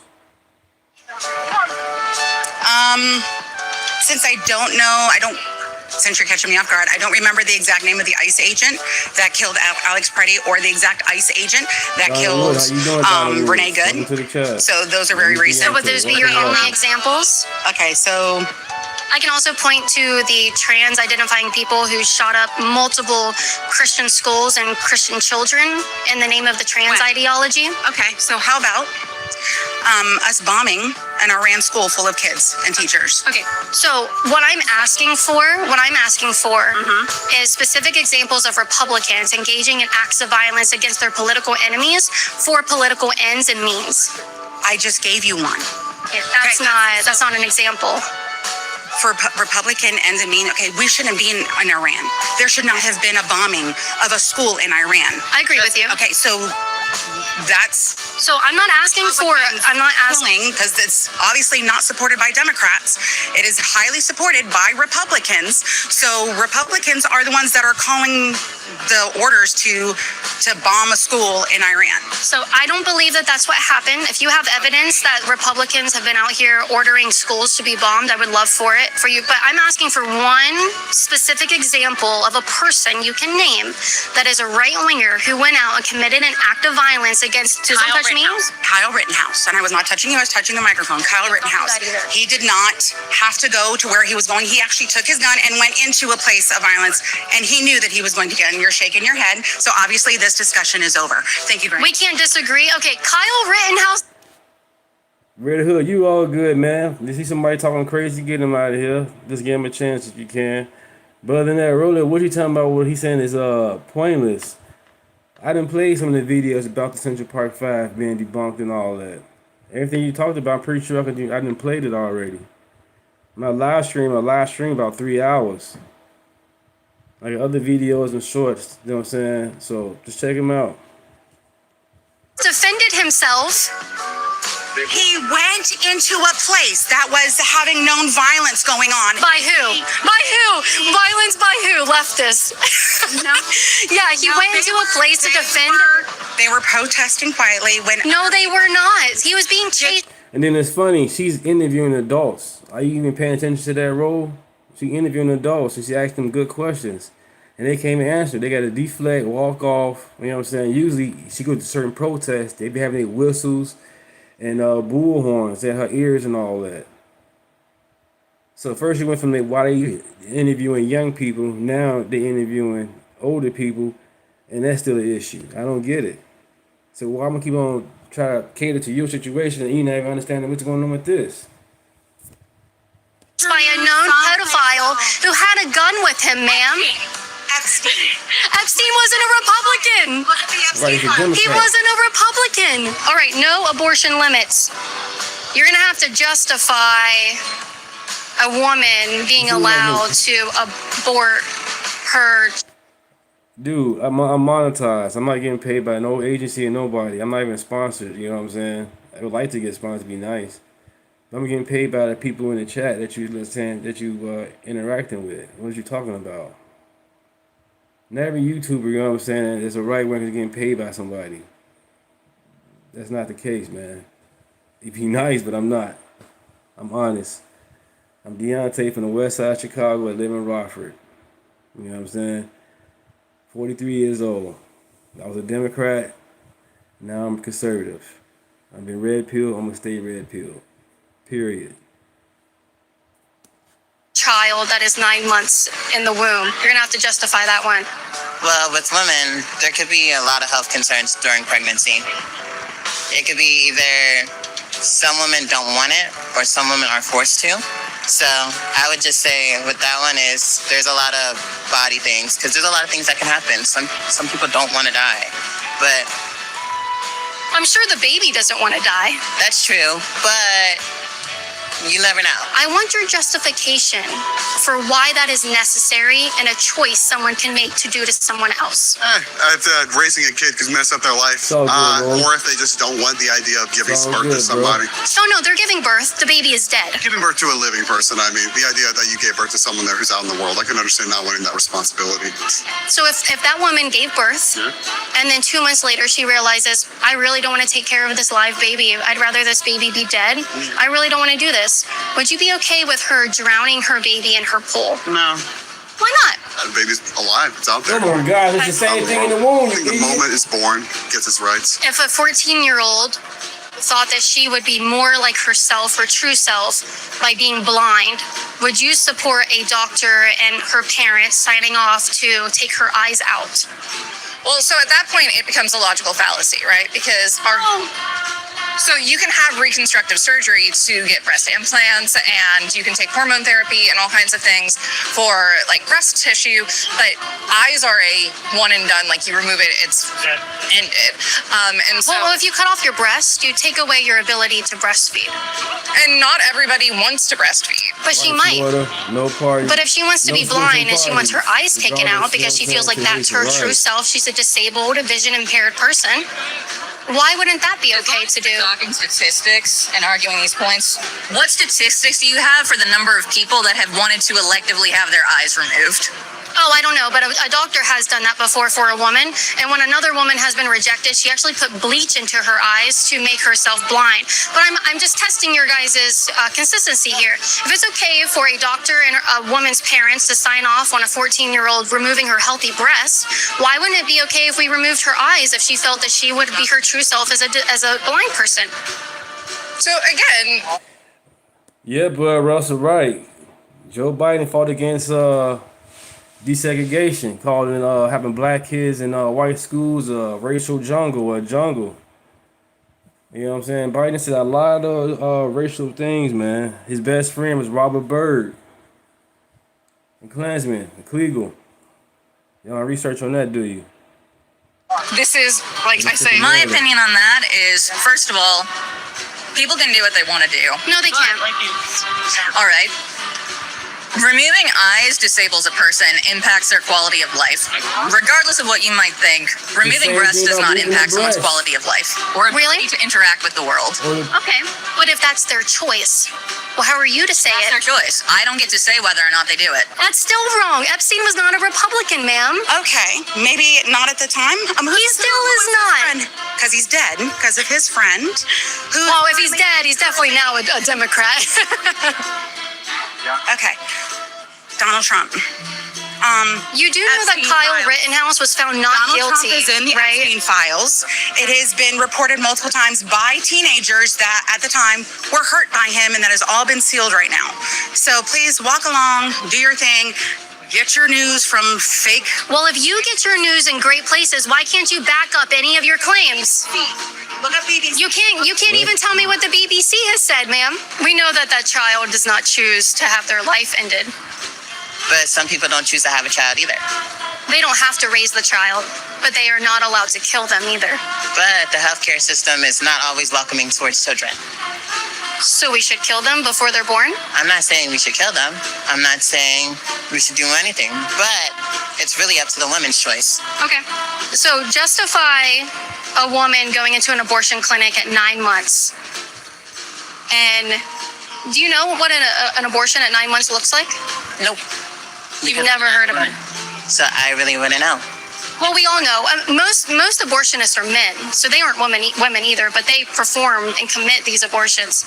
At 9 months, the baby's heart is stopped, and then the woman is put through labor. She's given Pitocin and drugs to induce labor, and she actually gives birth. It's a 3-day process. She gives birth anyway, but the baby is dead instead of alive because they stop the baby's heart. Tell me what medical reason that would be necessary versus a C-section to save both lives. I really wouldn't know. Because once again, I'm not a woman. So I can't experience pregnancies like y'all do. And I really don't understand. I don't really understand the point of carrying a baby and all that. So it's really just up to y'all, not really up to me. Okay. Are you a pedophile? No. Okay. Do you think pedophilia should be illegal? Yes. But if you're not a pedophile and you don't dabble in that, why do you have an opinion and want protection for those children? I guess it just depends on the child. It's a child, so they can't really decide. Well, what is a woman pregnant with? Can we wrap this? What is a woman pregnant with? I'm sorry about that, so we gotta go. What happens through the birth canal that magically gives someone their rights? I don't know. What magically happens inside of the womb that magically gives them their rights? I don't really believe it's just subjective. Conception. Conception? Yeah, that's the point that life begins. I would disagree. Okay, so tell me when it begins. When life begins, I just told you when the... At birth. Okay, what happens during the birth canal? When I gave birth to my 2 children, what magic does my vagina have that gave those children their rights? I don't really know. Because if I'm magical like that, like if I have a magical vagina that just gives people their rights when they pass through it, I would love to know what magical concept I have. I don't know. The law probably gives you that. Well, you should totally. Okay, yes, Minnesota laws allows for abortion through all 9 months of pregnancy with no general gestational age restriction. So some states, I guess you could say, they do allow abortion up to the 9th month. And Minnesota is a blue state, city, how you want to put it. That's fucked up. Completely, even understanding after you explain that, you should completely go case by case. Someone doesn't want that baby. What quality of life does that baby have? If their mom is willing to make that decision, what quality of life do they have after they're born? I guess we should probably just kill them before they're born, right? Yeah. Why do you think that? Dude, I mean, what support do we have for children who are born and aren't wanted? Oh, there's a lot of programs. So, I mean, let's talk. I mean, then we're talking about like people who are, foster children, the foster system, which we all know is not ideal. Okay. There's plenty of foster children horror stories. Okay.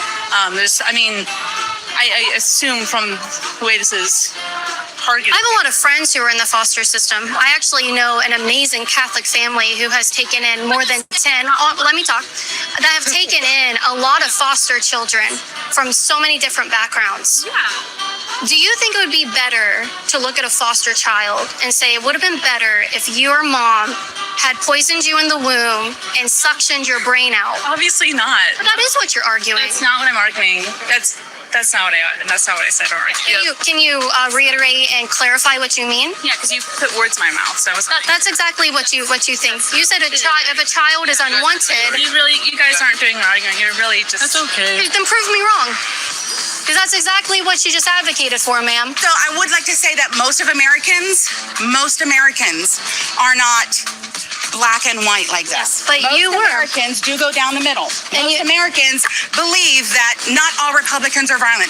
Most Americans believe that deporting all illegals is bad, but deporting some illegals, yes, I agree with that. Trans kids, stay the heck out of that conversation. Why? It's not your point, because they're not my kids. If my kids was trans, I would want you to stay out of that business. Okay. So if someone is raping, you cared about Epstein stuff though, that was crimes against children, right? Right. Then that's none of your business. I'm sorry, what? That's none of your business, is it? Okay, the perpetrator. Okay, you're doing a false equivalence. No, I'm not. Okay, transing children is abusive. It's abuse to children. It is your. Can you justify how cutting the breast off of a 12-year-old girl because she thinks she's a man is not abuse? Okay, can you agree that? Answer my question. Justify that to me. At cannibalism, calling them ordering pizza.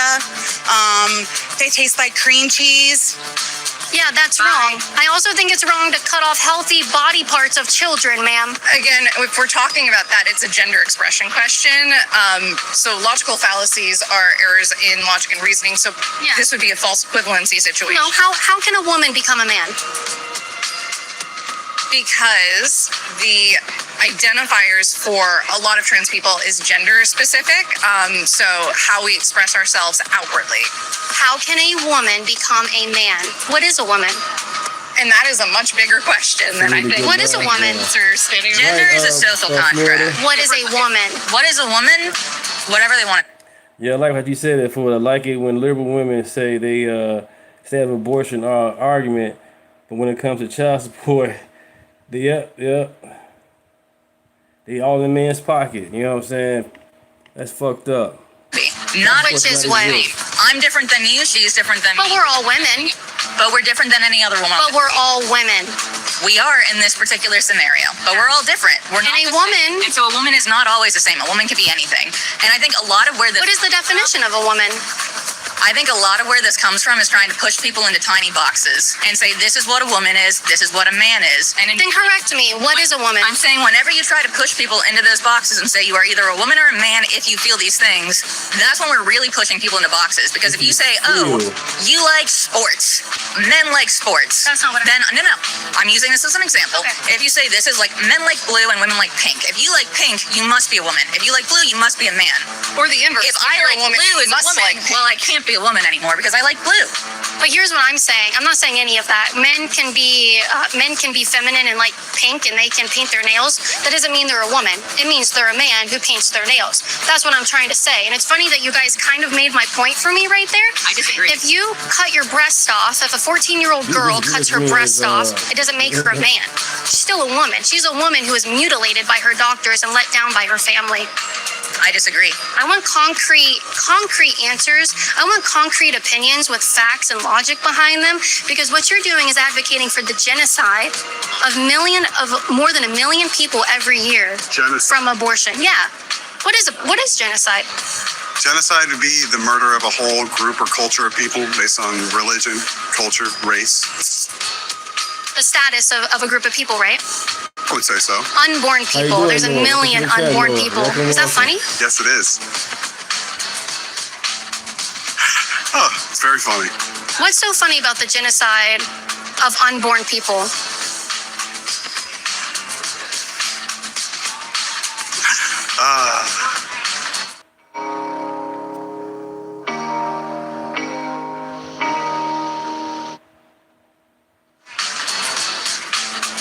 I don't know, boss. I would love to know. Joke I'm missing out on, I'd love to laugh about it too. There's no joke.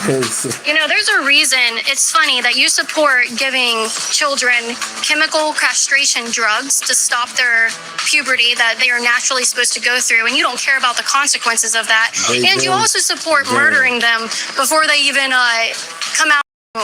There's a correlation here. You don't value life, do you? No. Why not? I think when you die, it's just kind of it. You know? Yeah. God judges you up or down. I don't think it really matters, dog. I'll take my marker back. Take it, dude. I think you should be on a watch list. Really? I think I should too. Oh, wow. I honestly really enjoyed this conversation with you. And I mean this. What is your name? My name's Silas. What is a woman? A woman is anything she wants to be. Which is? Anything. Again, anything is anything. There are no absolutes in the world. That is my firm opinion, whether in this conversation. There are an absolute. The woman is an absolute. 100% things where one thing is this and one thing is that.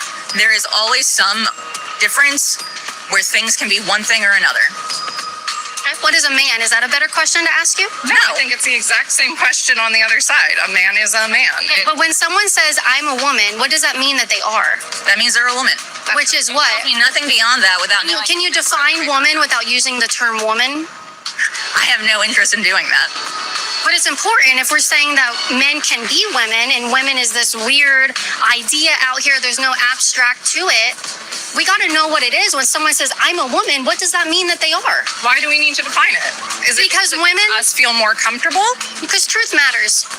Okay, so the truth is what people think. Truth is a highly subjective thing. No, it's not. It is. Everyone. It's not. Truth. Men cannot be women. The same experience on one day. You have a different version of the story than I do, which means you have your truth, I have my truth. Neither one of us is necessarily lying. We've just experienced it differently and have a different truth regarding it. The truth is only the truth. There are not two different versions of the truth, or else they would be opinions. Entitled to that belief, but I disagree with it. Okay. And I'm entitled to that. Okay. Well, I'm still wondering how a man can cut his penis off and become a woman. I'm very confused.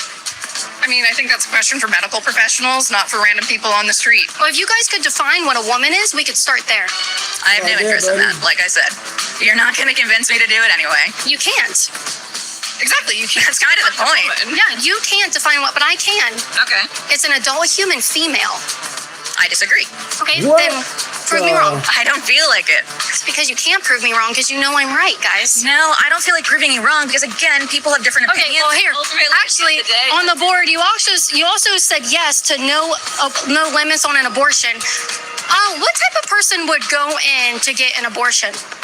Someone who has mistaken some choices or has a medical... No, what person goes in and gets an abortion? A person who needs one. And what type of people are those? People who need one. Which are... I know what you're going for here, and again, I disagree, and I'm not going to play this. Women, right? Actually, women. It's been lovely having this conversation. It's women, guys. It's funny. You support abortions without restriction. We're going to keep going. But you won't even say who it is that would get an abortion. Thank you guys so much for watching today's video. Make sure you have that notification bell on, or the algorithm will not show you my video. Thank you guys for watching. We'll see you next time. This woman in Kansas City searched her name and found $6.1 million in unclaimed money. Like, what? Wait, you don't know about unclaimed money?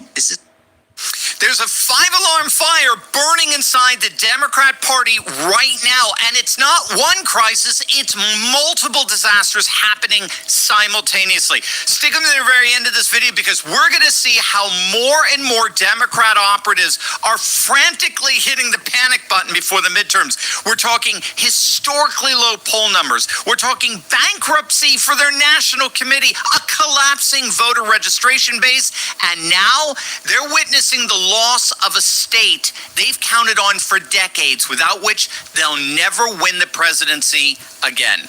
Buckle up, gang. This is going to blow you away. Hey, gang, it's me, Dr. Steve, your patron professor, enjoying yet another glorious day in the Trumpian golden age that you made possible back in November 2024. So if you want a front row seat on how you continue to change the world in ways you never even imagined, make sure to smack that bell and subscribe button. Also, if you want language to explain this astonishing global shift we're seeing all... We at 2,262 subscribers. Let's get to 2,500. Why not? Thank you guys. Let's continue. Over the world, to your kids, to your church, your friends. That is exactly why I wrote CivCosm. Instead of jargon, I show you in plain English how faith, technology, and rising civilization states are reshaping the world after globalism. So we dig into the three big arenas of this change, how faith is returning to politics, how high tech fuses with tradition, and how the new space race is becoming a civilizational contest. Grab CivCosm at civcosm.com, then use it to give the people you love clarity and hope in a time of confusion. So I'm just going to come out and say it. The Democrat Party is imploding. They are in a literal political freefall. Forget the legacy media trying to cover it all up. The Democrat Party has been experiencing this now for months. No matter how low Trump's polls may go, no matter how low the GOP's polls may go, no matter what, the Democrats are consistently polling at levels that have simply never before been seen. And that brutal reality is coming from none other than CNN, the Democrats' most faithful, stalwart champion. Even they are being forced to admit it. So how possible is it that part of this is just that Americans don't like Democrats in Congress much at all? Yeah, I think this is a big part of it. The Democratic Party and the minds of the American public are weak, to quote the great Tony. Yeah, they say they want AOC. They as of right now, they say they don't want AOC no more. That's a top ticket. They know what you're gonna lose. I forgot who I watched this morning, but they was talking about how AOC is not the candidate they want now. They want to get rid of her. Blair, I mean, just look at this. Just look at these net approval ratings of Democrats in Congress. In late February, at the beginning of the war, it was minus 41 points, minus 39, minus 39.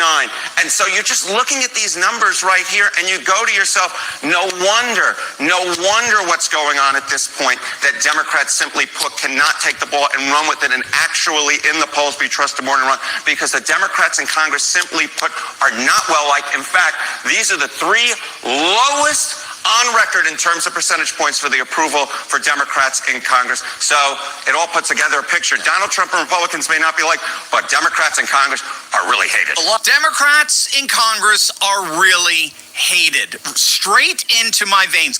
That, gang, keep in mind, that admission is coming from none other than CNN, not Fox, not conservative media, not this channel, CNN.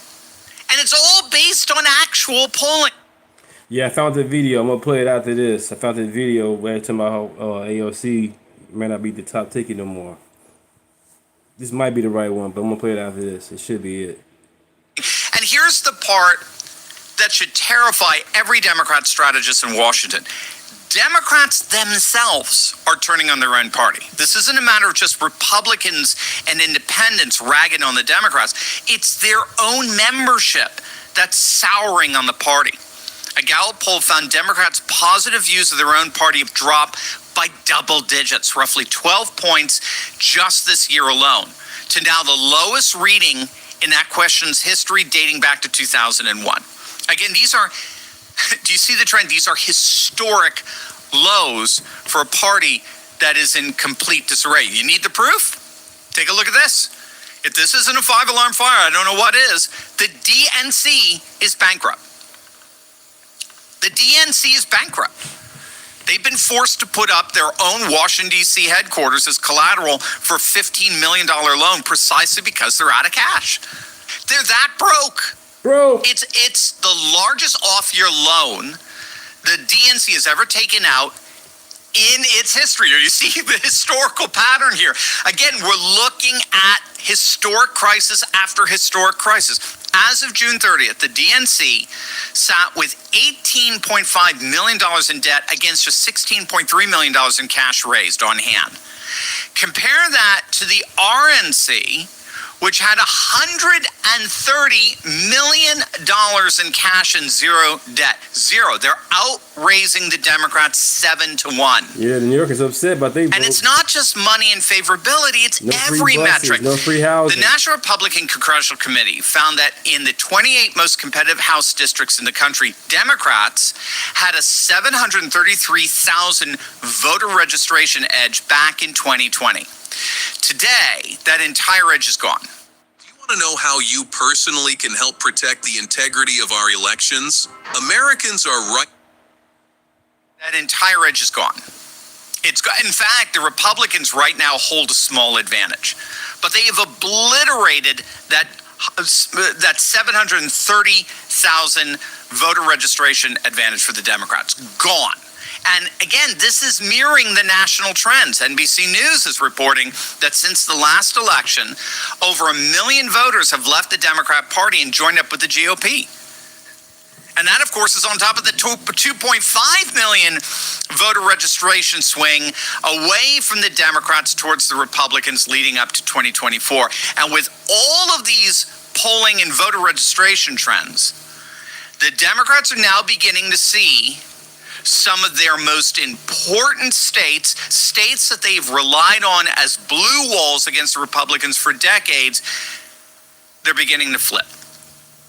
And nothing is preparing the Democrats for what just came out. Perhaps their most important state is now officially, as of just literally hours ago, data coming in, that most important state is slipping through their fingers, and they're never going to get it back. You know, another thing that's slipping through Democrat politicians' fingers is their secret to wealth, right? Have you ever wondered how politicians like Nancy Pelosi seem to know exactly when to buy certain stocks? How politicians seem to have secret knowledge of what's going to do well in the market so they can amass hundreds of millions of dollars? Well, it's all insider trading, right? Pelosi and her cronies have been getting away with it for years. But guess what? You and I actually have access to that very same inside information. Thanks to a little SEC loophole, we can track what the big corporate CEOs are buying up in real time, and then we can just ride their coattails into financial success. But we get to do it legally and ethically. And once you learn the secret of the trade, you're in. Now, to do that, you got to join me along with my good friend and trading expert, Ross Givens. Here's where the real bombshell drops, and it centers on the great state that used to be an ironclad blue wall pillar for the Democrats, but no longer the Keystone State of Pennsylvania, my backyard. The latest weekly voter registration numbers out of the Keystone State are absolutely staggering. From July 20th through July 27th, the GOP posted a net gain of 9,469 registered voters, giving Republicans an overall lead of 56,000 for the week, and a cumulative gain of nearly 75,000 registered voters since this past December. It's absolutely stunning. That's a second straight week of multi-thousand voter registration gains for Republicans, clawing back a massive chunk of ground the party had lost over the prior couple of months due to Democrat primaries and their voter registration efforts, which, as it turns out, were very impressive but temporary. All 67 counties in Pennsylvania, all 67 today, are more Republican and less Democrat than they were for the November 2024 election. Every single county in the Keystone State has turned right. Every single one since November. The voter registration advantage that the Democrats had just 10 years ago, which was over 1 million, has now been reduced to just barely 50,000. According to election analyst Seth Cashel, who nailed the 2024 election, if the election were held today with this rightward shift, President Trump would likely carry Pennsylvania by over 5 points. So we basically watched Pennsylvania shift 3 points to the right since November. And what that means for 2028 is that JD would carry the state very comfortably, perhaps by as much as 6 or 7 points. And keep in mind, it doesn't stop with Pennsylvania, right? We're talking about 3 blue wall states: Michigan, Pennsylvania, and Wisconsin. Michigan has mirrored Pennsylvania for the past 8 decades, and it almost certainly is on the same trajectory, turning right. The problem is Michigan doesn't register voters by party, but we can estimate where Michigan is going based on where Pennsylvania is going, which does register voters by party. Where Pennsylvania goes, Michigan generally follows. So that's 2 of the 3 so-called blue wall states: Pennsylvania, Michigan, Wisconsin, right? So what about Wisconsin? Again, Democrats have always relied on these 3 states to win. This is what killed Hillary in 2016, by losing all 3 states. Wisconsin doesn't register by party, but electorally it always follows Iowa. Where Iowa goes, Wisconsin historically goes. And Iowa has gone deep, deep red.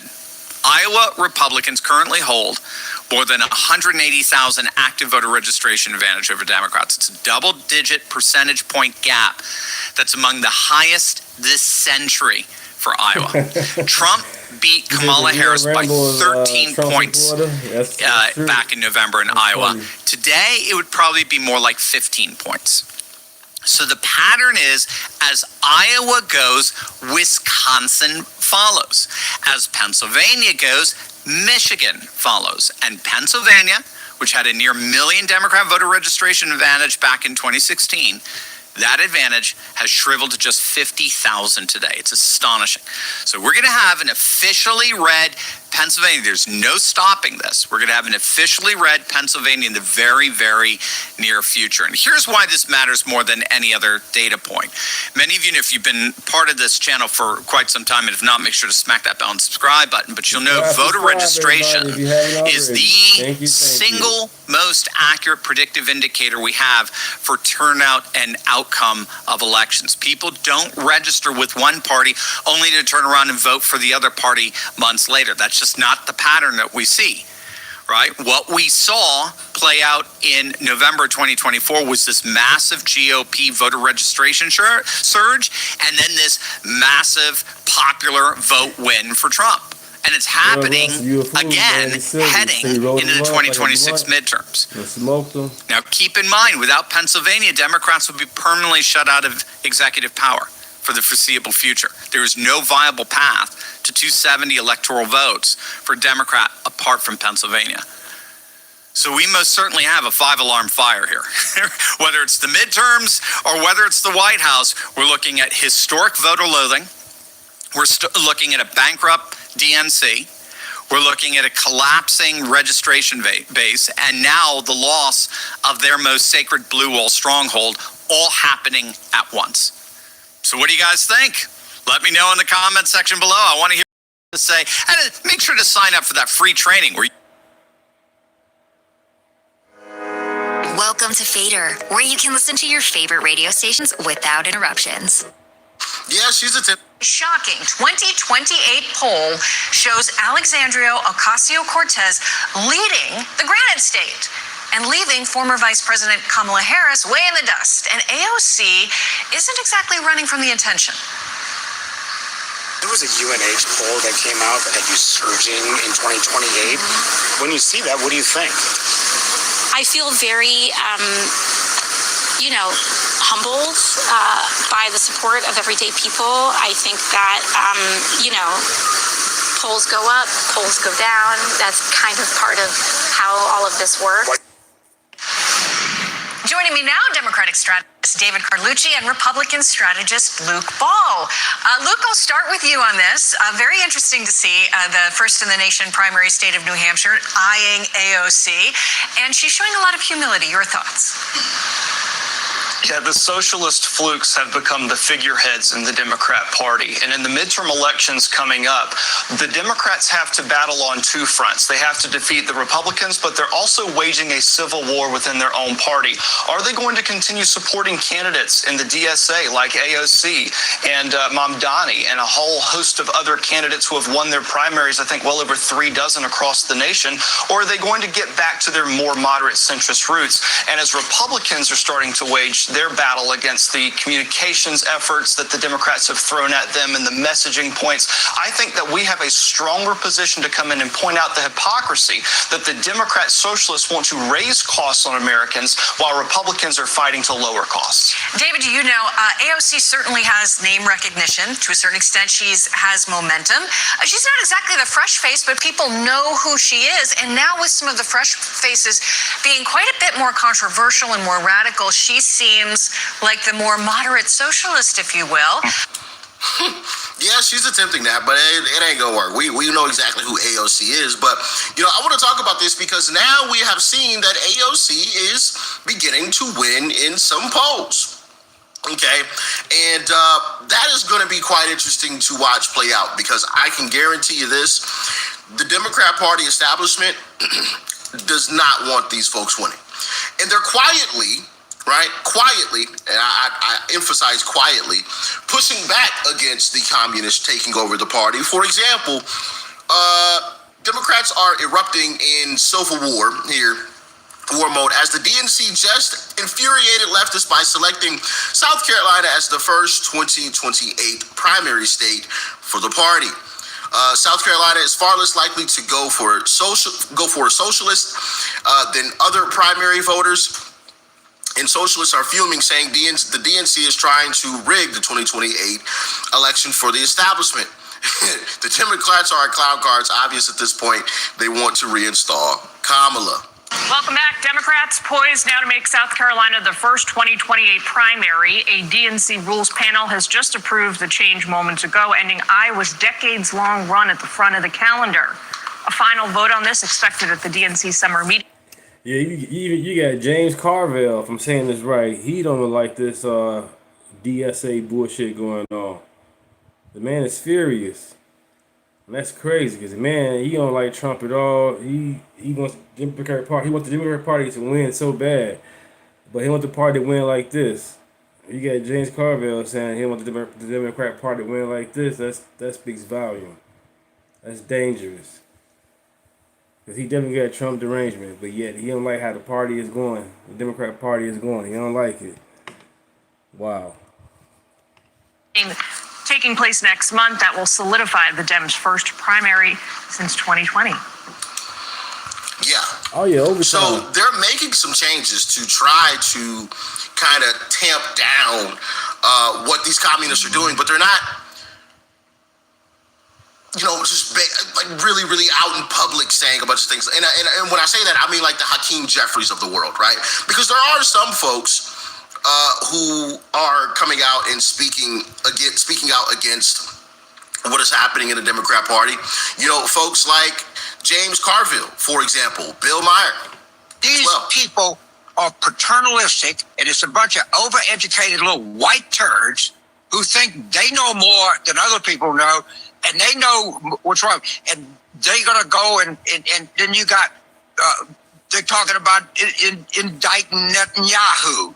And that the problem is you have a candidate, a DSA candidate in New York saying we should be against interracial dating. Let me tell you something. These people, and these are to all my black friends and people like me, they think they know more than you do. They think their history is more glorious than yours. They think that Lenin was a more glorious human being than Martin Luther King or Frederick Douglass. That's what they really think. And if you know that, you don't know your history. And you should view these people with extreme skepticism. These people are paternalistic, and it's about... Damn. Yeah, James Carville absolutely losing it. And then you have, somebody like Bill, who, I think I made a video on this last week, but here it is as well. You get some Democrats. Democrats are cowardly. Yeah, they're cowardly. Their party is being taken over now by, every day I hear about a new, very radical.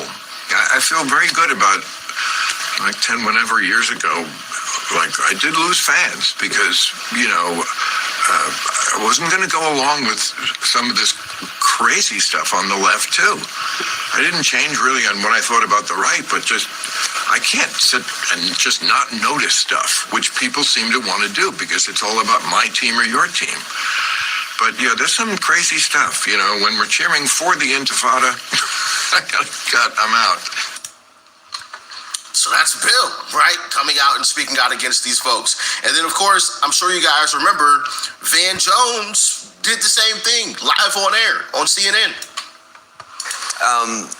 Can I tell you, this phone has been blowing up all day. Governors from both parties, senators from both parties, Democrats in the House calling, thanking me for saying what everybody's been saying behind the scenes, which is that this stuff is going too far. I am a progressive Democrat. You want to talk about prison reform? I've done it as well as anybody, Republican Democrats in the South with Trump.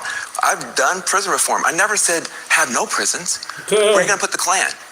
I've done police reform. I never said no police. Where are you going to put the pedophiles? Who's going to grab the pedophiles? This stuff is going too far. And part of the thing that has to happen is we saw what happened in the Republican Party when things started going in a nutty direction and nobody stood up. I am happy that the young people are fighting for affordability, Medicare for all the good things. I've been waiting my whole life to see a youth movement do what it's doing. But it's being hijacked by people who are putting in nutty ideas supporting terrorists, nutty ideas saying that we don't need cops in prison. We can't deport anybody even if they rape somebody. Who said this? Chevalier.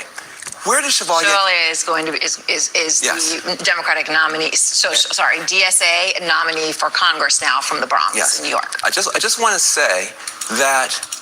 So now they are trying to kind of separate themselves from these communists because they see the writing on the wall. They see the writing on the wall, and one of the writings on the wall is that if these communists take over the party, the Democrats will never win. They'll never win. Because on a national scale, obviously Republicans are going to vote for this, but then also the folks in the middle, the independents aren't going for it either. And so I have this video from Meet the Press where, Steve Kornacki actually dives into those numbers a little bit. Here it is. Primary season, socialists winning Democratic primaries, candidates from the far left. And look at this here. Among Democrats, this is that Fox poll, a majority have a favorable view of socialism. Step outside the Democratic Party, it's a totally different world. Look at independence, socialism, deeply unpopular there. So is that a vulnerability for Democrats that would keep them from capitalizing on Trump's obvious weaknesses here? Look more specifically at the two chambers here. Senate side, this, if you're a Democrat, this is the particularly tough one. They need a net gain of 4 seats to get control of the Senate. Take a look at the map here. How would they get 4? 4 is their target number. First thing, they can't lose ground. Georgia, New Hampshire, Michigan, Democratic seats, big primary coming up in Michigan in a few weeks there. They could have general election implications. Democrats have to win those just to not lose ground. Then the 2 Republican seats they think they have the best shot at would be Susan Collins in Maine. Democrats have a new candidate there now. And in North Carolina, where Democrats have nominated the former governor there. It's a close state in 24. If they do that, they still need 2 more. And where could they get those 2? This is where it gets real tough for them. Look at this. These are the 4 they talk about. Alaska, Iowa, Ohio, Texas. And look at this, Kristen. They were all not just Trump states, double-digit Trump states. Democrats would need at least 2 of those to get the Senate. House side, again, this one's more manageable for Democrats. That's the current balance, some vacancies. They only need a gain of a few seats to flip it. It wouldn't take that big of a night. 2 bellwether tests on the Republican side. Mike Lawler, New York. York, you see this, one of the few House Republicans in a district that Trump lost. Is he able to hold on in a climate like this? If he does, that could bode well for Republican chances. Flip side of this, Texas, Democratic incumbent Vicente Gonzalez. Remember, they redrew the lines, Republicans did in Texas, to take advantage here. This is deep South Texas, of those Hispanic gains Trump made in 2024. This district would have gone for Trump now by 11 points. If Gonzalez is able to survive here, it would say those Hispanic gains, maybe they're not translating past 24 for Republicans. Maybe they're not transferring to other candidates. And of course, I actually was doing gas piping, just a different trade, and the journeyman I worked with, his dad was a lineman, and we'd drive by here every day, and he'd always have a cool story about line work, so that's what got me into it. Got out of high school, I was already working a little bit, went to maybe some transferring to other candidates. And of course, they're most definitely going to translate for sure. I don't see people leaving the Republican Party like they are the Democrat Party. And so with some of these close races, when you have these communist candidates that, you know, are being pushed forth, it's an easy win. Easy W. So me personally, honestly, I kind of hope the communists do take over the Democrat Party. I really do. Because that just means easy wins for Republicans. Nobody in the middle, no independent, most independents aren't going to vote for these folks. They know that they're crazy, right? And no Republican is definitely not going to vote for those folks. So it's an easy win for Republicans. Easy win. Okay? And I don't mind winning. You know what I mean? I don't mind winning, right? And so, yeah, he's right.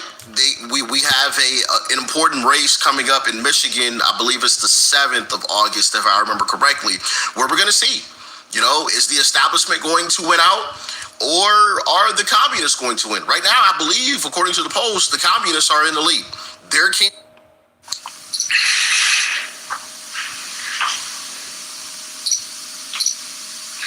Ladies and gentlemen, it's your friendly neighborhood SAVE Act connoisseur, SAVE Act enjoyer, SAVE Act pusher, SAVE Act activist. I, George, in my official capacity, I'm bringing you another major update on the SAVE Act. As you guys know, the Senate is the big hurdle. John Thune, the Senate Majority Leader, which, by the way, is not a constitutional role. There's no portion of the Constitution that says we must have a Senate Majority Leader. The leader of the Senate should always be the Vice President of the United States, who happens to be the President of the Senate. Anyways, that's a topic for another day. John Thune has been indifferent to the SAVE Act, not doing the necessary amount of work to get it done. But with the new incoming pressure from the House, Mike Johnson's House of Representatives, out of nowhere, John Thune revealed on Fox News today, you might be seeing this tomorrow, he revealed that there is a way, and this is all I need. I just need incremental progress with these loser Republicans, these cowards. You know, when you're dealing with cowards who aren't willing to do what it takes, just have to, like, get them one step closer to where you want them, you know? Just get them a little bit, you know? You're out with your friends. You see that nice girl over there. And your friend's attracted to her. But he's a sissy. He's a coward. As a friend, you just push him. You just take him and just push him in that direction. And that's what we need. Just keep pushing these rhino Republicans to the promised land. That is passing the SAVE Act. Now, the Senate is due for a recess in a few days because they've done a lot of work. Oh gosh, they have worked so hard for us. My goodness. They have just done so much this year. They need an August recess. But luckily, a few GOP senators are planning to block this upcoming August recess until the SAVE Act is passed. That's now 6 Republican senators. It should really be 50. excluding the rhinos, it should be like 45 at least, right? And Senator Tommy Tuberville, who will be the governor of Alabama very soon, says Americans don't send us here for vacation. They send us to preserve this country, and that includes passing the SAVE Act. I love that from him. Senator... Having an ID in America makes a lot of sense. Just like in other countries, they got IDs. How is it an issue about having an ID in America, especially when it comes to the elections? Why you want somebody who just came across the border, bogus as hell, voting our election? Especially when they saying death to America, or they don't want to assimilate to America. Why they voting our election? That makes no sense at all. Some of these people can't even read. They don't know the Constitution. If they don't know the Constitution, why they voting?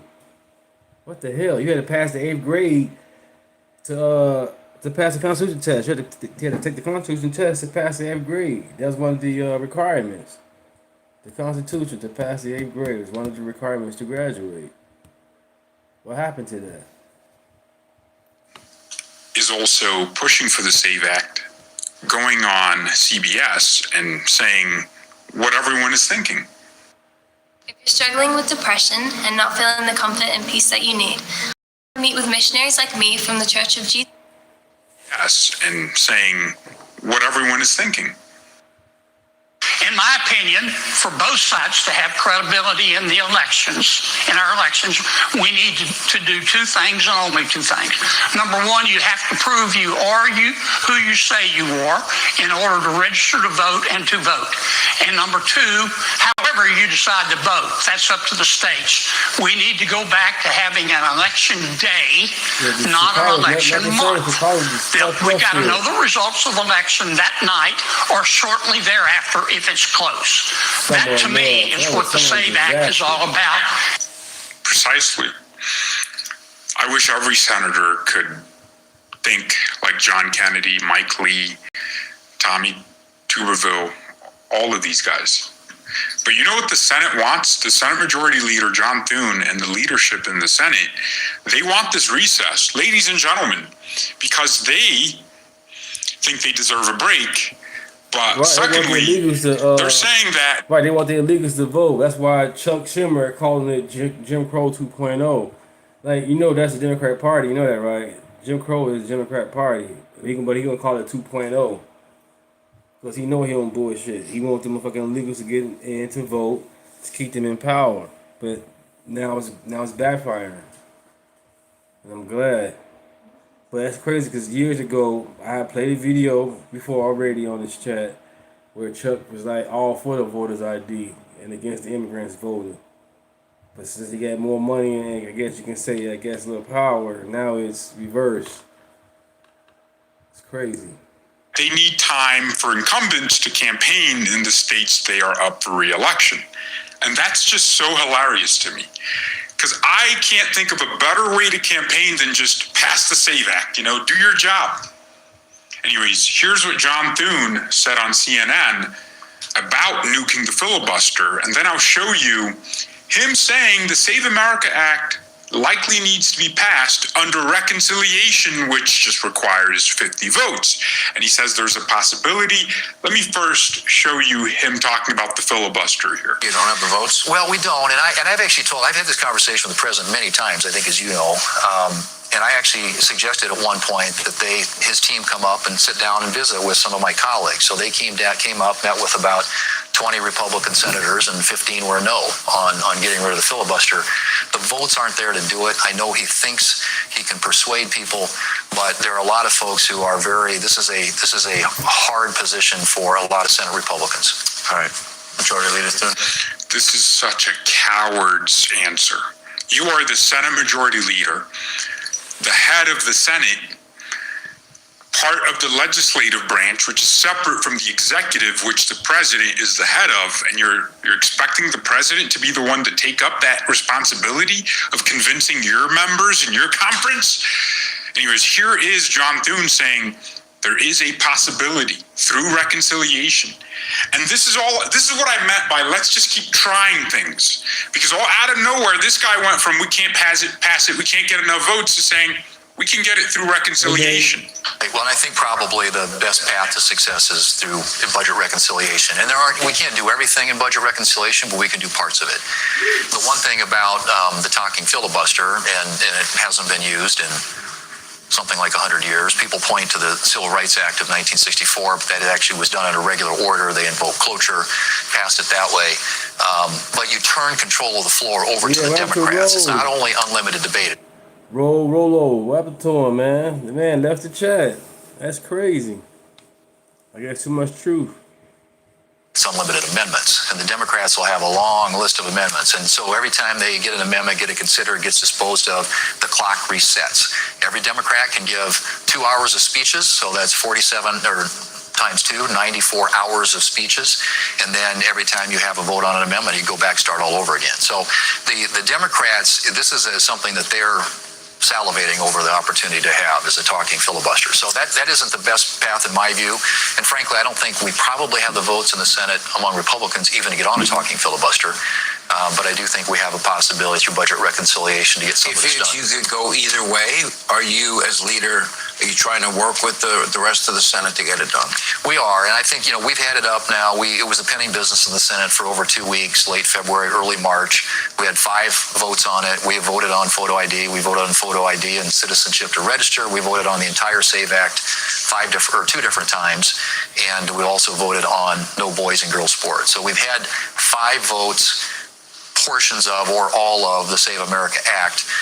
The problem we have is we have no Democrats. The Democrats block voted against it, in spite of the fact that there are at least a dozen Democrats, and I have the quotes, who have come out publicly and said they're for photo ID, but when they actually got a chance to put up or shut up on the floor of the Senate, they all voted no. Let's talk.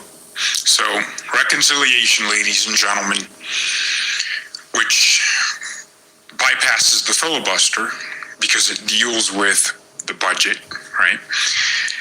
That's the best path forward. And I know I called Thune a coward, but I don't really see enough Republicans supporting terminating the filibuster, which is the only way you get the SAVE Act through in its entirety without the budget reconciliation process.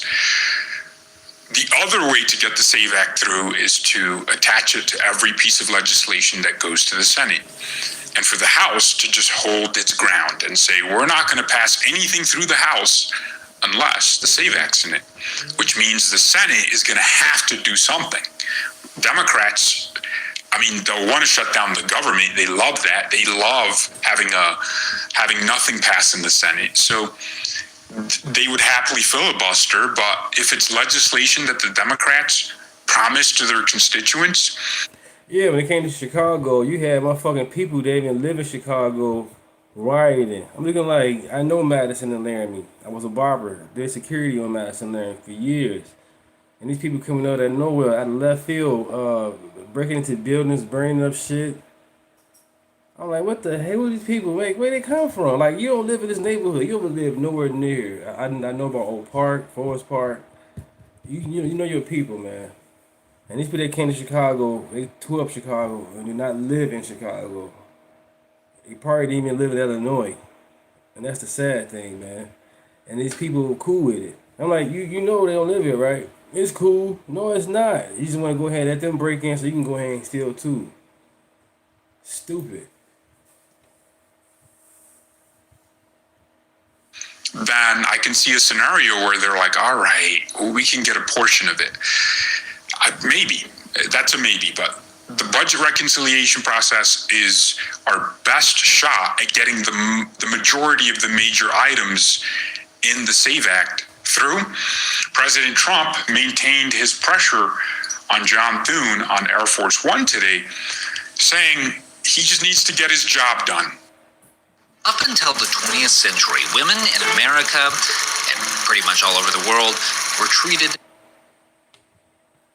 What's your relationship like with the Senate Majority Leader? It's fun. He's got to get his job done. It's fun. I have a good relationship with John Thune. He's just got to get his job done. You got to get the Save America Act passed. Or better than that would be the filibuster. If you terminate the filibuster, everything happens. Tricky. If you don't terminate the filibuster, only bad things will happen. If you don't terminate the filibuster, only bad things will happen. say, if Trump manages to get the SAVE Act through, whether in its entirety or at least all the major elements in law, however he does it, whether it's through budget reconciliation or getting the Senate to actually do something, if he does that, that's like top 5 things in his entire presidency, both terms. Because I don't know if there's any president that's been able to get that level of landmark legislation through that changes the way elections are conducted. I mean, it's up there with like Venezuela for me. Like, this is awesome if he gets it done, you know? Like, let's say he gets a resolution over the Iran conflict that actually is acceptable to the United States, long-term and short-term and medium-term. Like, the SAVE Act would probably be above that for me. So it's like, you get this through, man, it's a game changer. Yes, you guys saw the press conference that Trump, well, the announcement. They need to have ICE agents at the polls, too. ICE agents at the polls. Yes, yes. The address to the nation in regards to the 2020 election. You saw what the president was saying, that China had access to hundreds of millions of voter records in this country. That's insane. They had plots and plans, and I don't think just plots. I think they did it. I think they did work with the Democrats on the ground here to manufacture votes. I think they did it. And I know they did it because it's happening in Fulton County. We have the evidence. We had mail-in ballots with no folds. And so the SAVE Act changes the game, not because it specifically outlines the methods by which they cheat and says you can't do that anymore, because the way they cheat is always illegal. What the SAVE Act does is it guarantees chain of custody on every vote registration. It traps them. It traps them in this, because it's like, if it requires voter ID for someone to vote and to prove and to register to vote, then by default, you have to have proof that they did so. So that means every vote is now going to have to be attached to a voter registration that has proof of citizenship and to a voter who showed ID. That's the beauty of it. It guarantees chain of custody without necessarily stating it out loud. And that's why the Democrats hate it. Because if there's a federal law that says every voter that voted in a federal election must be a U.S. citizen and have shown proof of U.S. citizenship, and that's what we don't have in law. We don't have in. Right, Bud Russell. You know, I played videos where they were saying, liberals, you know what I'm saying, that black people can't get no IDs and don't know what the library at or what a DMV is at. Yeah, they asked people in Chicago, New York, I think part of California, different interviews. And people black people yeah, I got my ID on me now. Well, the DMV over this location, that location. It's crazy. They really think that black people are dumb. Once again, I played the videos before already. And it's sad how they think about us black people like that. Law that voters need to prove citizenship. We have a law that they must be a citizen. Like, we have what characterizes as a qualified voter. We do. It says 18 years old, must be, you know, a legal resident of the state they're voting from, must be a citizen, but it doesn't say they must prove citizenship at any point. Yes, it's both. It says the states are allowed to just deal with that. So some states make it easier for. And DA, it's sad when they have these interviews and they ask them about us black people having IDs and not. They actually passionate. They say with a straight face, like, yeah, they not smart enough to get it. They don't have the resource. They don't know the people and all that. I'm like, wow. And these are voters. And these are the people they tell you they cool with you, they friends with you. And all along, they not. Non-citizens to just end up voting. And some states make it harder. But if you have a federal requirement, the states that allow non-citizens to register to vote, like in New Jersey, the 6,600 of them, well, now all of a sudden, they have to prove that all of the votes, every single voter in New Jersey will have to prove citizenship every time they go to register or renew their registration. And that's the game changer. And that's why the Democrats are going to fight this to their graves, I suppose. So now let me just touch on the filibuster issue because. Yeah, but that's the thing about it. These liberals, now they got these DSA people in Congress, in office. These people have not been born in America. They don't like America. They're not even really trying to assimilate to America, but they got voted into power. That's stupid as hell. But I guess you gotta let people go ahead, hard head makes a soft behind. You tell them don't touch the stove because the stove is hot, the fire, and they gotta touch it anyway. They gotta learn the hot way, the hard way. That's crazy. But you don't have to. We telling you, hey, at the time, Joe Biden brain ain't there. You guys are crazy. You guys are cold. Like, no, Joe Biden brain ain't there. Have a debate, you see the man brain ain't there. Then you guys say Hunter Biden laptop is a Russia hoax. Kind of find out it's not a Russia hoax. The laptop is real. But you guys gonna figure about that. Y'all were bringing the past up, but y'all forget about those things. Ashley Biden diary. Joe Biden in the shower with her, sniffing and shit. Y'all want to talk about that though? It's always a topic. The Republicans in the Senate say they don't have the votes to get the filibuster out. And you know what? Let's say we agree with that. They don't have the votes. But are they not aware that the Democrats will do the exact same thing when they get power? Believe me, Barack Obama, similar to Trump, wanted to get rid of the filibuster. Every president usually hates it because it's like, why do we have control of Congress if we really don't have control? Like, what's the point? Why can't I get my legislation through? Obama and the Democrats had to pull some crazy shenanigans to get Obamacare through because Republicans filibustered it. And they ended up, getting the necessary amounts of seats, 60, to get their Unaffordable Care Act through. That's what happened, DA. Every president, Democrat, Republican, has hated the filibuster in the Senate. And it's totally understandable. It makes no sense to me. It makes no sense to me because... How you doing, Andy? Welcome to the show. I would like to embrace the consequences of my decisions. Who I vote for, who gets to win, should do what they said they would do in its entirety. It's funny because the filibuster is the most anti-democratic thing you can think of. It says that the majority doesn't rule. Actually, the minority can prevent the majority from ruling, which I would think the Democrats would oppose, and they do, but not right now. Not while they're the minority, right? They're going to support the filibuster. They're going to be behind John Thune and making sure there's no attempts to get rid of it. They're going to support the 15 Republicans that say we're not going to vote to get rid of the filibuster. Mr. Boski, by the way, I know it's going to sound harsh, but I'm actually proud of the Republicans. It's been 2 hours and 17 minutes, been live streaming. 2 hours and 17 minutes. Appreciate it. Like, share, and subscribe, you guys, if you haven't already. We are 2,263 subscribers. Thank you. 2,263.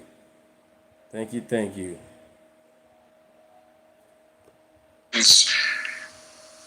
For the fact that it's only 15 or so that are opposed to keep or to not to getting rid of the filibuster.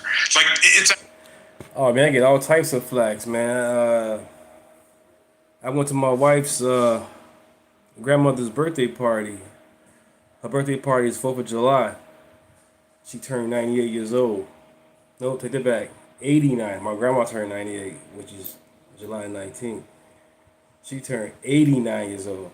And so I wear my Trump hat there. I got my little patriotic, shirt on, all that stuff. I got this hat on.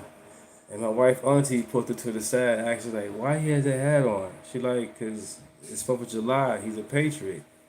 He's a Trump supporter. So time goes by, another guest comes and see me with my hat on, and they put my wife to the side and ask her, "Hey, what's going on with the hat?" She like, "He's MAGA. We Trump supporters." So they ask her, again, like, "You MAGA?" My wife like, "Yeah, I'm MAGA. I voted for Trump. We voted for Trump. What's going on?" You know what I'm saying? We love America. America first. Happy 250 years old, America. And happy birthday to Grandma.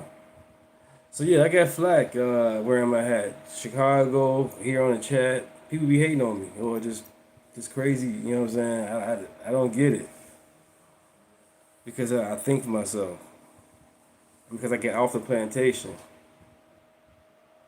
Yeah, I got social media on Facebook. I get all types of diss on Facebook, because I like America. Yeah, I voted for Trump, but Trump not be president all that for a long time. A MAGA for life. Actually, a good thing, because that tells me 35 Republicans. So yeah, I didn't take my hat off. I kept my hat on. Now she had the rules back to the whole party, my grandma's birthday party. If she had the rules that, saying, nobody wear a hat, I get it. But the thing about it, which is funny, is I had my hat on, other guys had their hat on. But one of the other relatives, he had a shirt on with Jesus praying over a woman. And the shirt says, "Pray for these hoes." I'm like, wait a minute. My MAGA hat is offensive to you guys, but yet this man has a shirt on saying, pray for these hoes. Crazy. Support getting rid of the filibuster. I never thought it.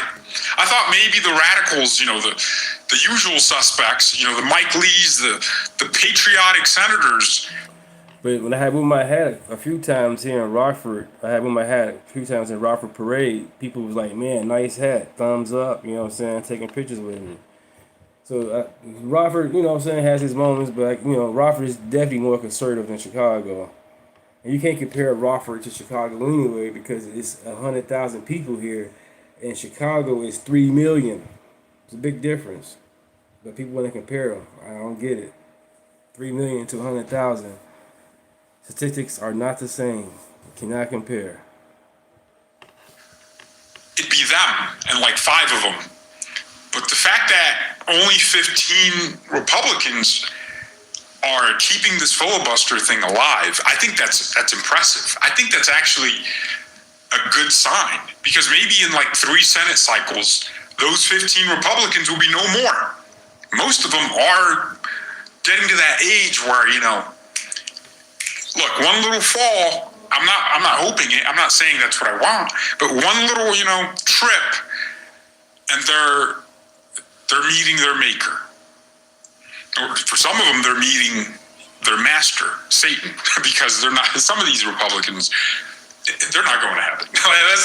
Let's not kid ourselves here, okay? I don't see I'm not the arbiter of salvation. I'm not Jesus Christ. I'm not the Holy Spirit. I don't know where their hearts are, but I know for sure some of them are not going to heaven. They don't even believe in Jesus. So I'm actually happy that only 15 Republicans are keeping this filibuster alive.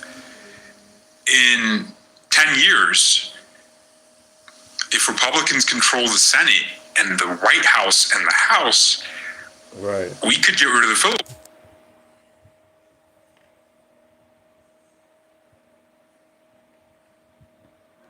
Maybe not even 10 years, maybe 2 election cycles, 2 federal election cycles, and it's a different game. You'll get new, fresh blood that actually wants to govern. I've noticed this generation of Republicans, they don't really want to govern. They're not on that smoke. The Democrats, my goodness, they get power. They're pushing infrastructure bills down our throats, which are really just like bills to waste money on, well, not waste money because it's money laundering. They're just funneling the money to themselves. Like they get in, they're inviting the trannies to the White House. They're spending money on trans surgeries for disabled kids in Zimbabwe. Like, they govern. When Joe Biden was in there 4 years, like, we felt it. We know Trump was a Democrat. He supported Jesse Jackson. Him and Jesse Jackson was good friends. He was cool with Al Sharpton, Mike Tyson, Don King. He was cool with Don King. Come on, y'all. Come on, Lenny. Yeah, we know. Welcome to the chat. With this chat, we don't need no history lesson about Trump at all. What this channel is showing common sense. That you guys, as liberals and Democrats, thinking it's okay to keep going too far left. Y'all are trying to destroy the country. And we're not going to let that happen as MAGA. American first, baby. Come to America the right way. If not, stay where you at. Come to America the right way. You know what I'm saying? When it comes to this American first policy. Keep that third world bullshit overseas. Sick and tired of hearing about Norway and Sweden.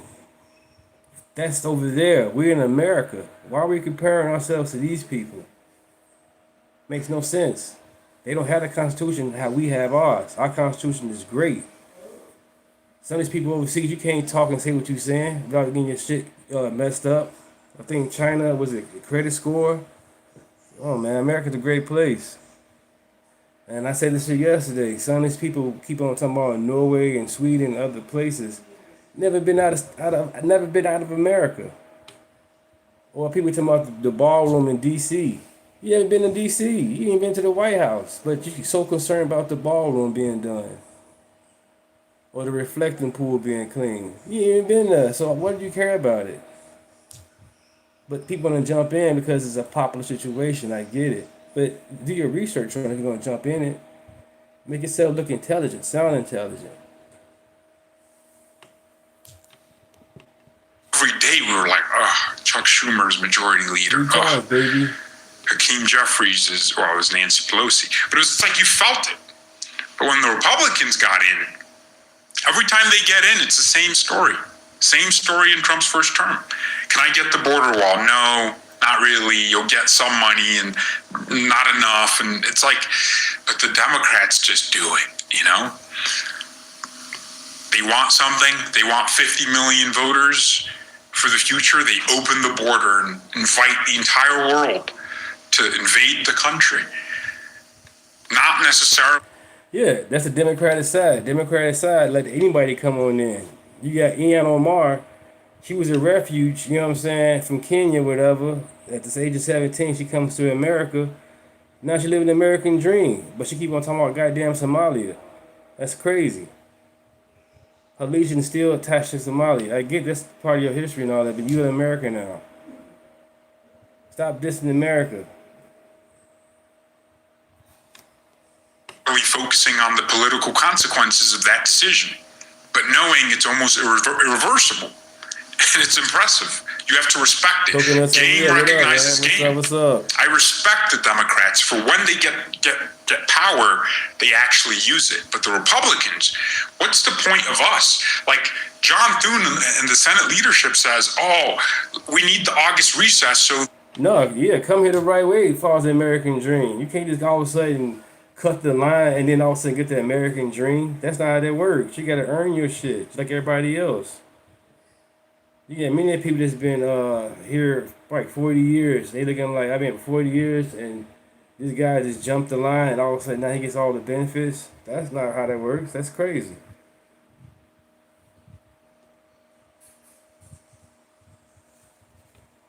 that are incumbents that are facing re-election can campaign. Okay, how about your incumbents stay working, do their damn job? Yeah, she came in the legal way, but yet the same. You said she came in the legal way? I don't think so. If she married her brother, that's not the legal way. If you married your brother, that's nasty as hell.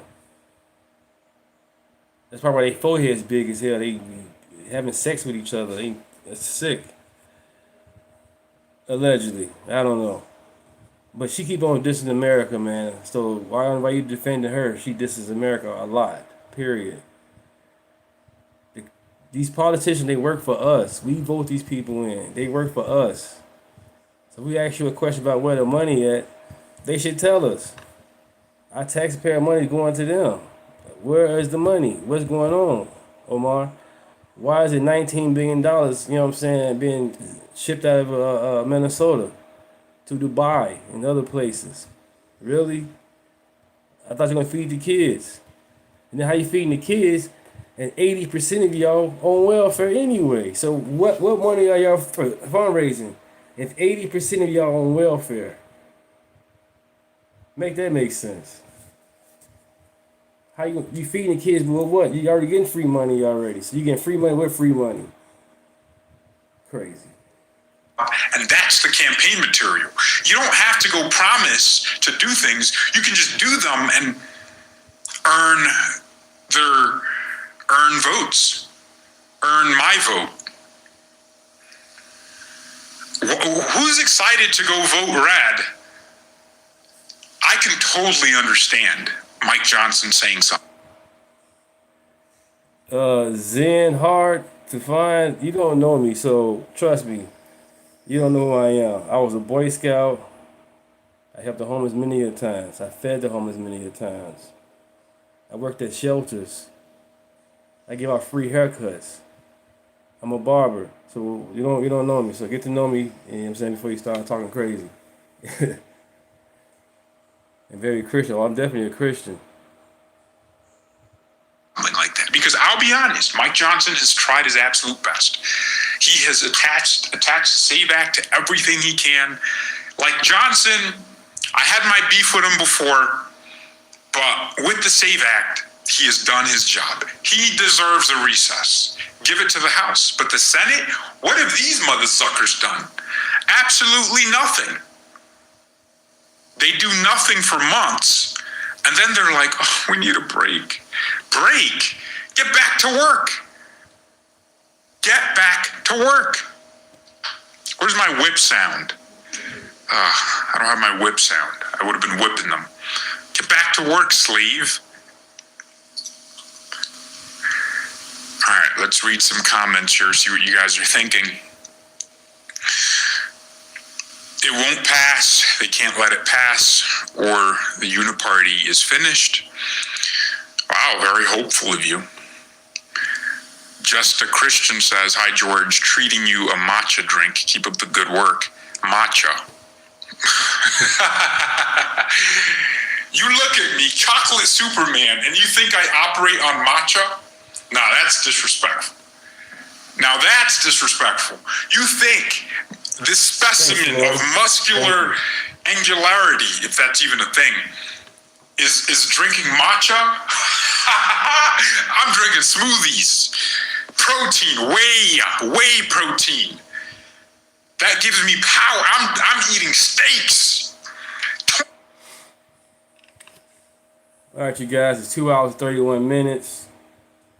My wife back at home for a little break. I'm going to go ahead and join her and get something to eat. I'll be back tomorrow for you guys. I really appreciate you guys on the real, man. Thank you.